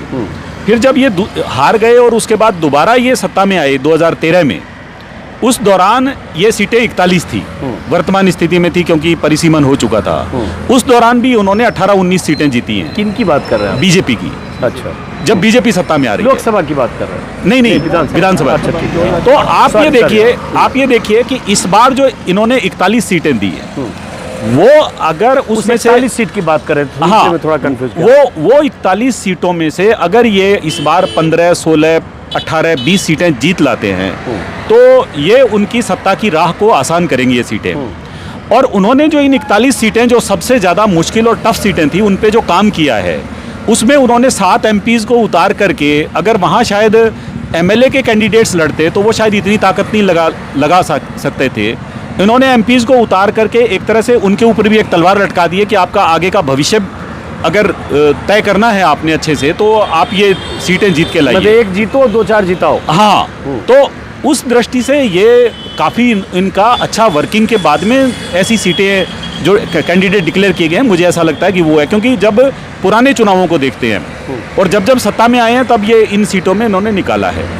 दूसरा, आप कह रहे थे कि कांग्रेस का डर, कि कांग्रेस का डर में देर क्यों कर रहे हैं? सितंबर में लिस्ट आने क्योंकि वाली कांग्रेस ने एक काम ये भारतीय जनता पार्टी ने नहीं किया, हालांकि वो ज़्यादा सावधान पार्टी मानी जाती है कांग्रेस की तुलना में, लेकिन इस बार इन्होंने ये कोशिश की थी कि जब तक उम्मीदवार डिक्लेयर किए जाते हैं, उससे पहले इन्होंने जो अपने यहाँ जहाँ भी जिलों के प्रभारी या सीटों के प्रभारी थे, उन लोगों को भेजा, वहाँ बातचीत भी की है लोगों से।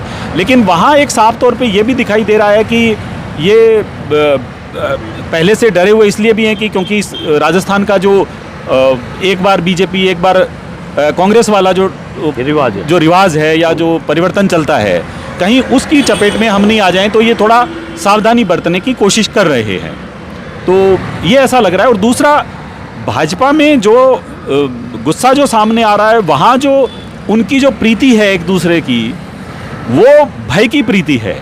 वहाँ कोई किसी को कह नहीं सकता। एक एनालिसिस बीच में ये था कि अशोक गहलोत वर्सेज वसुंधरा राजे या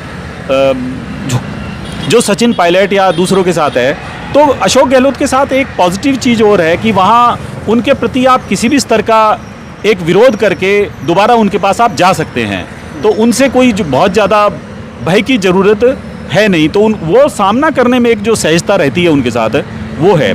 इसके अलावा एक चीज़ जो और उनका जो माना जाता है कि वो अपने विरोधियों के प्रति बहुत ही हृदयहीन और मर्मांतक ढंग से उनको निपटाते हैं, तो एक पार्टी में एक उनका ये एनालिसिस भी है। और इसके साथ जब राजस्थान का इस बार का लगभग चुनाव, कॉन्ट्राडिक्टरी बात कर रहे हैं आप। हाँ, तो वो जो विरोधी जिनके प्रति रखते हैं उनको तो वो ठीक है, लेकिन विरोध करके कोई उनके पास चला जाएगा तो वो उनसे सहजता के साथ कर सकते हैं। ये इस तरह की चीज़ें हैं कि वो मैं आपके साथ पास आ गया हूँ आपके, क्योंकि हम जो शरणागत बोल रहे हैं, तो जो पिछले चुनावों का है, चाहे सीपी जोशी के साथ उनके बड़े तल्ख रिश्ते थे और बहुत प्रतिद्वंदिता रही, लेकिन इस बार का जो समय था वो उनके साथ काफ़ी सहजता से और काफ़ी अच्छे से दोनों के रिश्ते रहे हैं।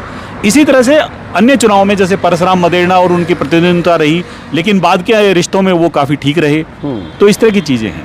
मेरा अजीत जी एक चीज़ ऐड करना चाहूँगा मैं। बिल्कुल करिए। वो मेरा कहना ये है कि आप मुझे बताइए, बीजेपी ने इस 5 साल के अंदर, 5 साल कंप्लीट होने वाले हैं, कोई मुद्दा उठा के घूमे हैं क्या लाठियाँ खाई हैं आपके?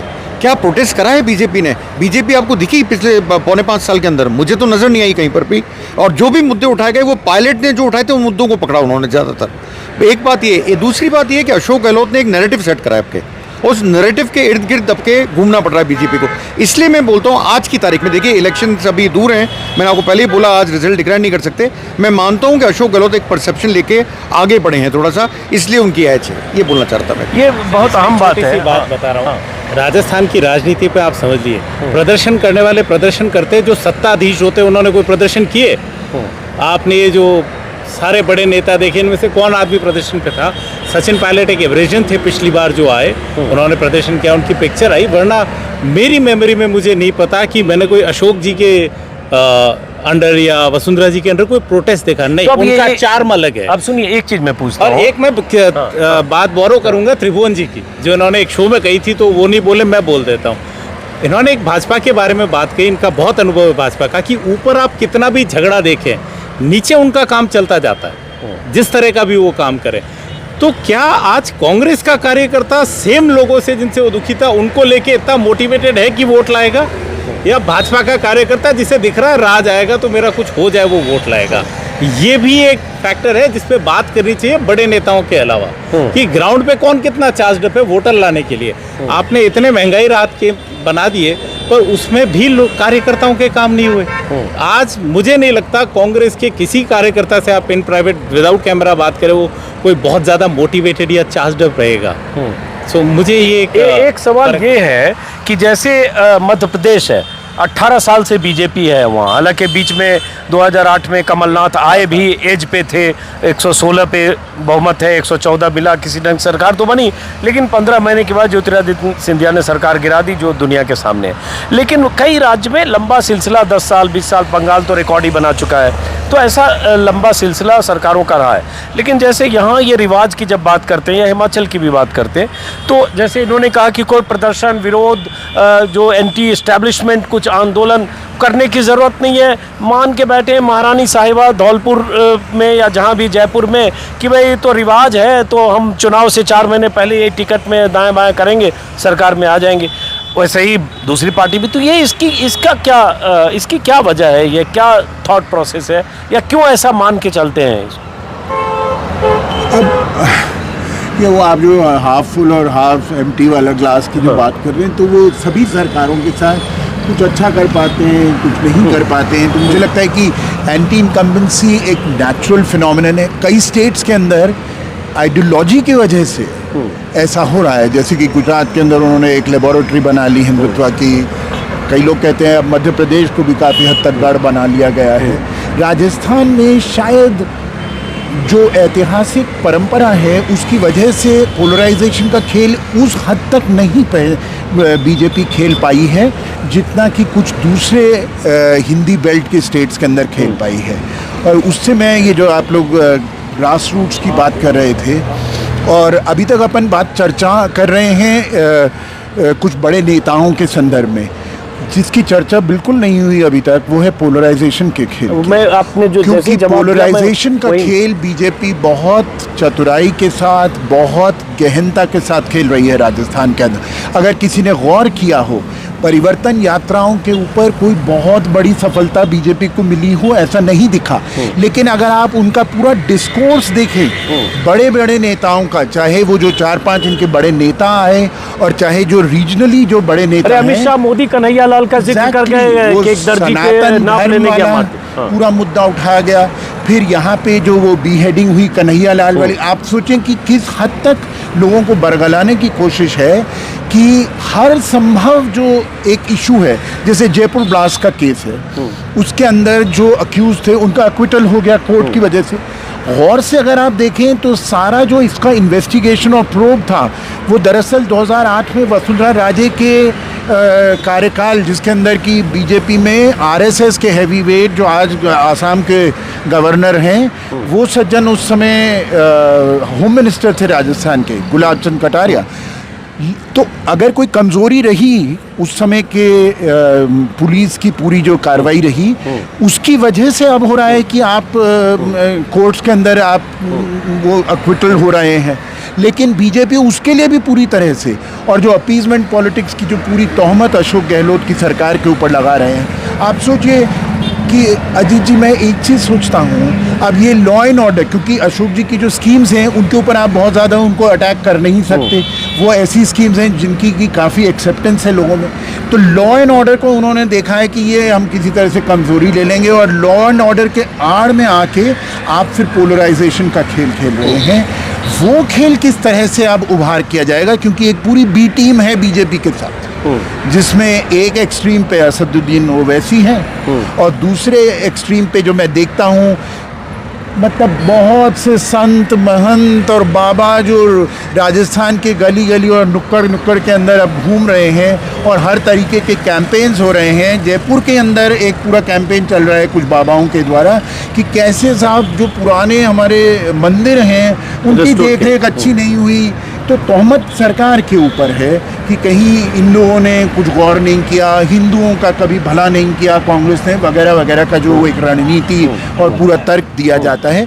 तो वो खेल भी अब किस तरह से अगले 1 महीने में उभार उसको बीजेपी करती है और क्या कांग्रेस उसको इफेक्टिवली काउंटर कर पाएगी, वो भी एक देखना जो सिचुएशन है वो बहुत दिलचस्प होगी। कहीं किसी लेवल पे ख़तरनाक भी होती है क्योंकि जिस तरीके का हम देश के अंदर पोलराइजेशन देख रहे हैं वो आप मुझसे ज़्यादा जानते हैं कि उसके किस तरह के असर आ रहे हैं सामाजिक लेवल के ऊपर और किस तरह से पूरी राजनीति जो है कई राज्यों के, आप उत्तर प्रदेश की बात कर रहे थे, मतलब उसमें बहुत कहने की बात नहीं है ना। ये जो टेंटलाइजिंग एक ड्रीम दिख रही है लोगों को, हिंदू राष्ट्र बन रहा है वगैरह वगैरह, हिंदू बहुत अच्छे हम बन पा रहे हैं, एक बहुत अच्छे इंसान बन पा रहे हैं, इसकी तरफ लोगों का ध्यान नहीं है, उनका कोई तवज्जो नहीं है। लेकिन हिंदू राष्ट्र, इसीलिए जब वो 25 सीटों की बात आप राजस्थान से करें तो वो उस टेंटलाइजिंग हिंदू राष्ट्र, एक अंतिम बात कहूँगा फिर मैं खत्म करता हूँ। जब 1940 के दशक के अंदर पाकिस्तान बनाया जा रहा था, मोहम्मद अली जिन्ना की एक कैलकुलेटेड स्ट्रैटेजी थी कि पाकिस्तान की घोषणा कर ली, वो पाकिस्तान जो बनाएंगे, लेकिन उसमें क्या निटिग्रिटीज़ होंगी उसका कभी उन्होंने खुलासा नहीं किया। वही सेम टू सेम रणनीति इस समय चल रही है इस देश के अंदर। कोई ये नहीं बता रहा, कोई ये सवाल नहीं कर रहा कि साहब हिंदू राष्ट्र में ऐसा क्या होगा जो आज मैं एक हिंदू के नाते मैं नहीं कर सकता। क्या है मेरे बच्चे को, क्या मिलना है उसके भविष्य के लिए उस राष्ट्र के बनने के बाद जो आज मेरा बच्चा हासिल नहीं कर सकता या मेरा परिवार हासिल नहीं कर सकता। तो मुझे लगता है कहीं पे ये जो पोलराइजेशन का गेम है जो बहुत महीन तरीके से खेला जा रहा है, उसको बहुत क्रूडली नहीं खेल रहे अभी, क्रूडली लास्ट 1-2 हफ्ते के अंदर आएगा, लेकिन वो बहुत महीन तरीके से राजस्थान के हर गली नुक्कड़ के अंदर ये छोटे मोटे संत महंत और बाबा डोल रहे हैं जो एक तरह से बीजेपी की बी पार्टी होते हैं और लोगों में जो कड़वाहट है उसको बढ़ाते हैं ताकि एक पर्टिकुलर पार्टी को उसका फायदा मिल सके। इसका भी मेरे को बहुत खतरा दिखाई दे रहा है। एक बहुत अहम बात की, इसी पर एक एक सवाल मैं लूँगा। चूँकि राजस्थान में उस तरह से पोलराइजेशन की खबरें या राजनीति राजस्थान से कम आती है। अलग बात है कि अलवर यही है जहाँ पहलू खान, लिंचिंग, गोरक्षा, मोनू मानेसर, वो सब आसपास की घटनाएं होती है। और अभी कुछ दिन पहले कि वो चर्चित हत्याकांड है, चर्चित हत्याकांड, कुख्यात हत्याकांड जुनैद और नासिर का, जो जिसका किडनैप करके जिसकी हत्या की गई। लेकिन ये जिसका जिक्र राजन महान ने किया, प्रधानमंत्री मोदी की जो पिछली सभा हुई थी जिस पर शायद हम लोगों ने डिबेट भी किया था, जिसपे उन्होंने कन्हैया लाल का जिक्र किया, उस दर्जी का, उदयपुर के दर्जी का जिसकी हत्या हुई। और उन्होंने जिस तरह से जिक्र किया वो जिक्र इस बात की तस्दीक करता है कि चुनाव में आने वाले समय में ऐसे भाषण होंगे जिसमें थोड़ा बहुत भी ध्रुवीकरण का जो आखिरी तड़का होता है जो बीजेपी लगाती है वो लगाए। और ये बीजेपी की फितरत है। हेमंत बिस्वा शर्मा असम के मुख्यमंत्री हैं और वो राजस्थान में आकर कन्हैया लाल का जिक्र करते हैं। अमित शाह की 2 भाषण मैंने सुने, उसमें कन्हैया लाल का जिक्र है। तो क्या अगले 1 महीने में बीजेपी इस दिशा में भी आखिरी हथियार की तरह इसका कुछ इस्तेमाल करेगी?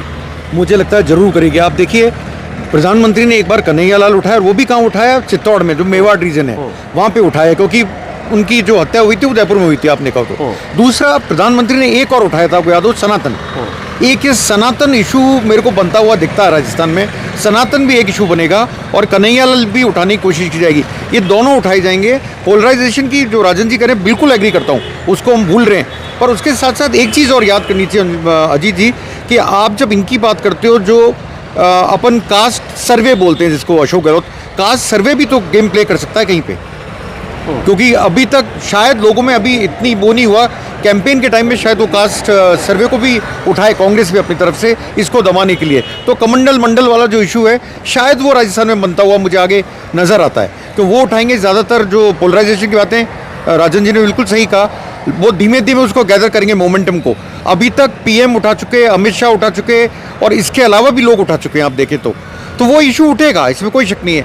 क्या कांग्रेस, एक तो मैं एक चीज़ और बताना चाहता था जी मैं भूल गया। अगर आप देखें, चाहे सट्टा मार्केट देखें, चाहे आप जितने भी ओपिनियन पोल्स हैं, आप उसमें एक चीज़ पाएंगे कि कांग्रेस जो है वो मोमेंटम ले रही है। पहले कांग्रेस को बात करते थे आज से 8-9 महीने पहले 25 सीट, आज बात करने लगे वो लोग 70 सीट, कोई बात करता है 96, कोई बात करता है 90। कांग्रेस एक मोमेंटम ले रही है। मेरा मानना है जब एक पार्टी मोमेंटम लेती है तो नीचे नहीं आती, फिर वो मोमेंटम बढ़ता जाता है। क्या ऐसा होगा? क्या कांग्रेस उसको मेंटेन कर पाएगी? अविनाश जी ने बात करी बिल्कुल सही है कि पार्टी वर्कर्स क्या कर रहे हैं, पर पार्टी वर्कर्स जब बात आती है तो मुझे परिवर्तन यात्रा याद आती है जो राजन जी ने पॉइंट आउट करा। 1200 लोग नहीं थे सर, कई जगहों पे 900 लोग नहीं थे, तो आप उनको क्या बोलोगे? क्या कैडर बेस्ड पार्टी? कौन सी कैडर? वो कैडर कहाँ गया? मेरा एक क्वेश्चन अर्थ मेरा, वो कैडर कहाँ गया? पोलराइजेशन की बात करते समय राजस्थान में उस तरह से पोलराइजेशन होता है क्या, जैसे यूपी में होता है या बिहार में होता है, जहां यूपी में कैंपेन में प्रधानमंत्री मोदी कह देते हैं शमशान कब्रिस्तान का जिक्र कर देते हैं, या झारखंड में भाषण देते वक्त कह देते हैं कपड़ों से लोग पहचाने जा रहे हैं। तो ये इसलिए कहते हैं क्योंकि वो पोलराइजेशन होता है। अगर योगी आदित्यनाथ कहते हैं 80-20 गर्मी निकाल देंगे तो पोलराइजेशन के लिए, बट राजस्थान में उतना, एक तो उतनी मुस्लिम अब नहीं है, वो दावेदारी नहीं है, वो जो जहाँ दावेदारी होनी चाहिए उनको भी वो हिस्सेदारी नहीं मिली है। तो ये सब फैक्टर है, लेकिन क्या ये असर होगा? राजस्थान की हम बात बाद में करें और भारतीय जनता पार्टी की ही पहले करें, तो उसमें जो राजस्थान की राजनीति से जो उभरे हुए नेता हैं, वो भले भैरव सिंह शेखावत रहे हों या ललित किशोर चतुर्वेदी रहे हों या हरिशंकर भावड़ा रहे, या अब वसुंधरा राजे हैं, सतीश पूनिया हैं, राजेंद्र राठौड़ हैं, ये इनमें कोई भी ऐसा व्यक्ति मुझे नहीं दिखाई देता कि जो हिंदू मुसलमान की बात करता हो या इन्होंने कभी की हो। ये उस राजनीति में फिट नहीं बैठते। खुद वसुंधरा राजे कभी इवन बल्कि जो मुस्लिम लोग हैं उनको अगर एक जस्टिस की डिमांड होगी कभी, तो वो उनसे उम्मीद कर सकते हैं, ऐसा बहुत लोग बोलते हैं। राजस्थान करीब 10 भौगोलिक और एग्रीकल्चरल सेक्टर्स में बटा हुआ है। वहाँ हिंदू मुसलमान बहुत ज़्यादा साथ रहते हैं। राजस्थान का जो मुस्लिम है उसमें आपको ये जान करके हैरानी होगी कि वो धोती पहनता है।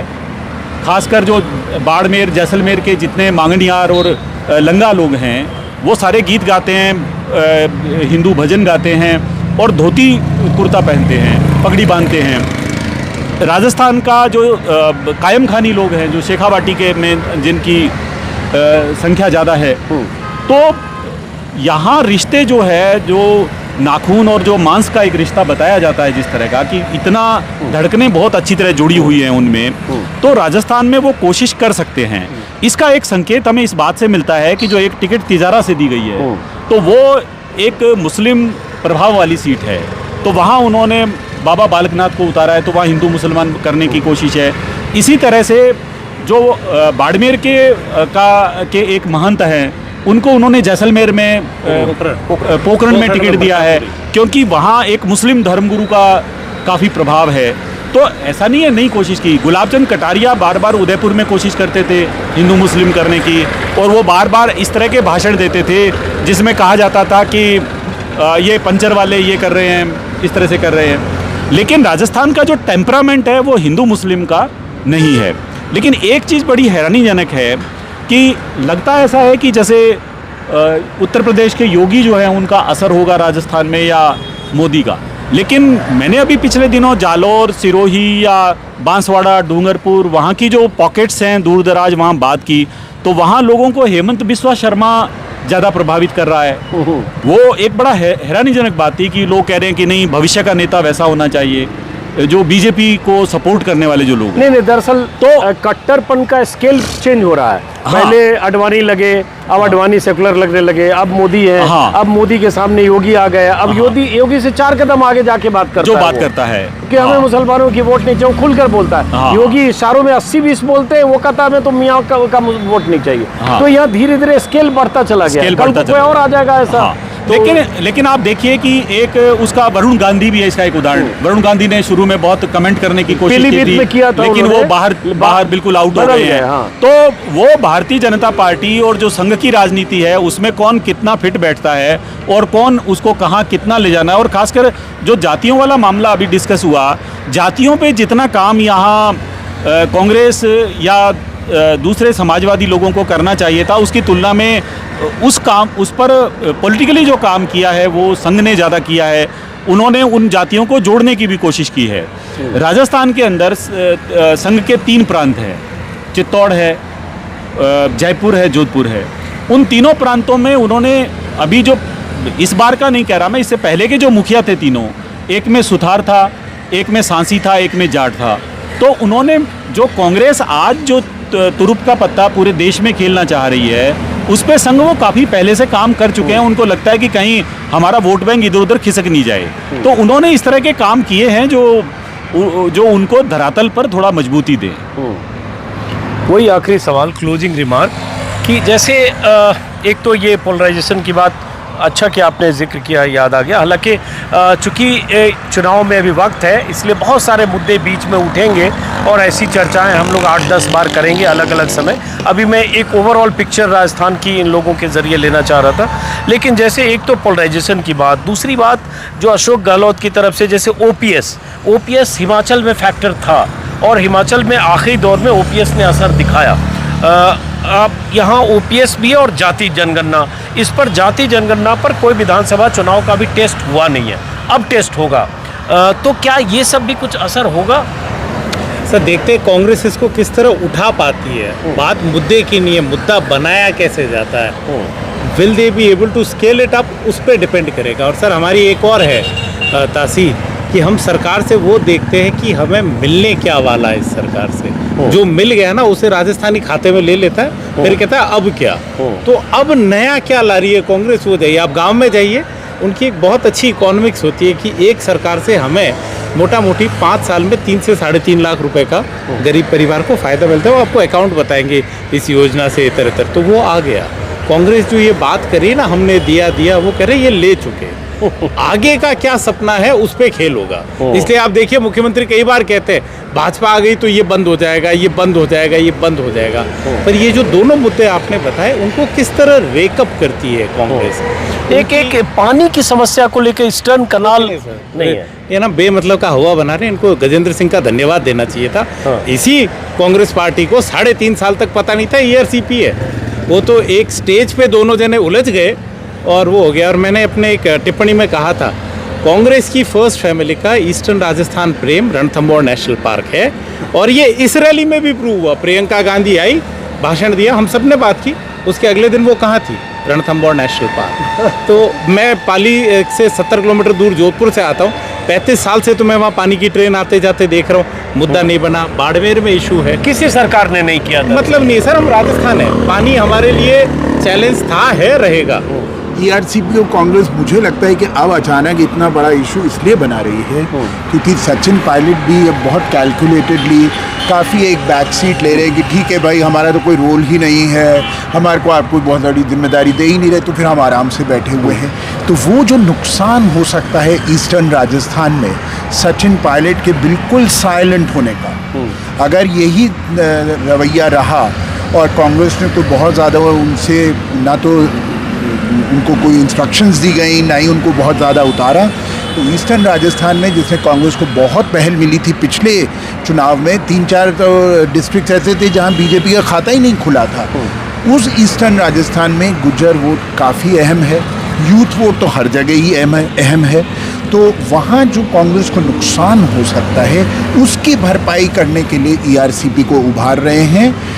वो किस हद तक कारगर होगा वो नहीं कहा जा सकता। जहाँ तक आपने जो वेलफेयर स्कीम्स आपने कहा ओपीएस, इम्पॉर्टेंट इश्यूज़ हैं, बहुत सी ऐसी स्कीम्स हैं, पर जैसा अविनाश कह रहे हैं उनको आप कितना उभार पाएंगे। और एक अंतिम बात, लास्ट में चुनाव जीतने से पहले एक जोरों की चोट देने की ज़रूरत थी। अशोक गहलोत ने कहीं थोड़ी देरी कर दी, ये जो कास्ट सेंसस वाला जो गेम खेला, अगर 3 महीने पहले भी कर जाते तो शायद ये एक अंतिम एक और हथियार उनके हाथ में आ जाता। अब लोग देख रहे हैं कि अशोक गहलोत को जितना देना था, उनकी सरकार को जितना देना वो तो मिल ही चुका।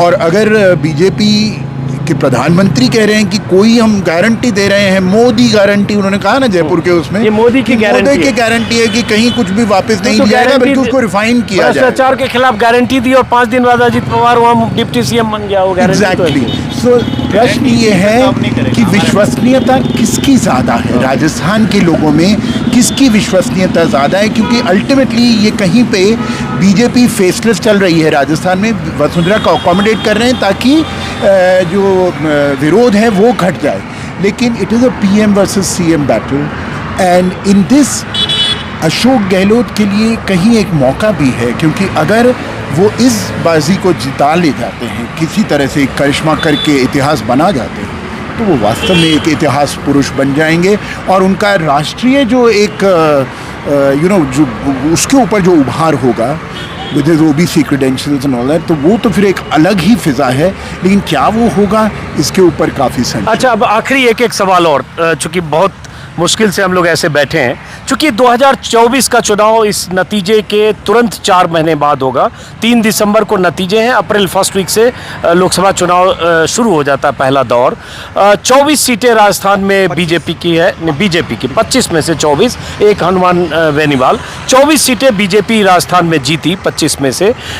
ये नतीजे दोनों, इसके 2 सवाल है। अगर अशोक गहलोत जीते तो नतीजा क्या फर्क होगा, और वसुंधरा जीत मतलब बीजेपी जीती तो क्या फर्क होगा? संक्षिप्त चारों से मैं जवाब चाहूँगा। मेरा मानना है अजीत जी कि अगर अशोक गहलोत जीतते हैं तो मैं नुकसान मानता हूँ 5 से 7 सीट का बीजेपी में, और अगर नहीं जीतते हैं और वसुंधरा जी आती हैं सीएम बन के, तो मैं मानता हूँ कोई नुकसान नहीं होगा। आप नहीं, मुझे लगता है कि ज़ाहिरा तौर पर जैसे अशोक गहलोत आते हैं या कांग्रेस आती है, उस सूरत में भी और उसके बिना भी अगर कांग्रेस चाहे और वो एक गंभीरता से काम करे तो उसकी 5-6 सीटें बहुत आसानी से आ सकती हैं। ये एक कांग्रेस के साथ जो बड़ी समस्या है वो ये है कि वो अपना कभी भी जो अच्छे काम हैं वो पब्लिक को विज्ञापन भले कर ले, वो उसको एहसास नहीं करा पाती, बता नहीं पाती।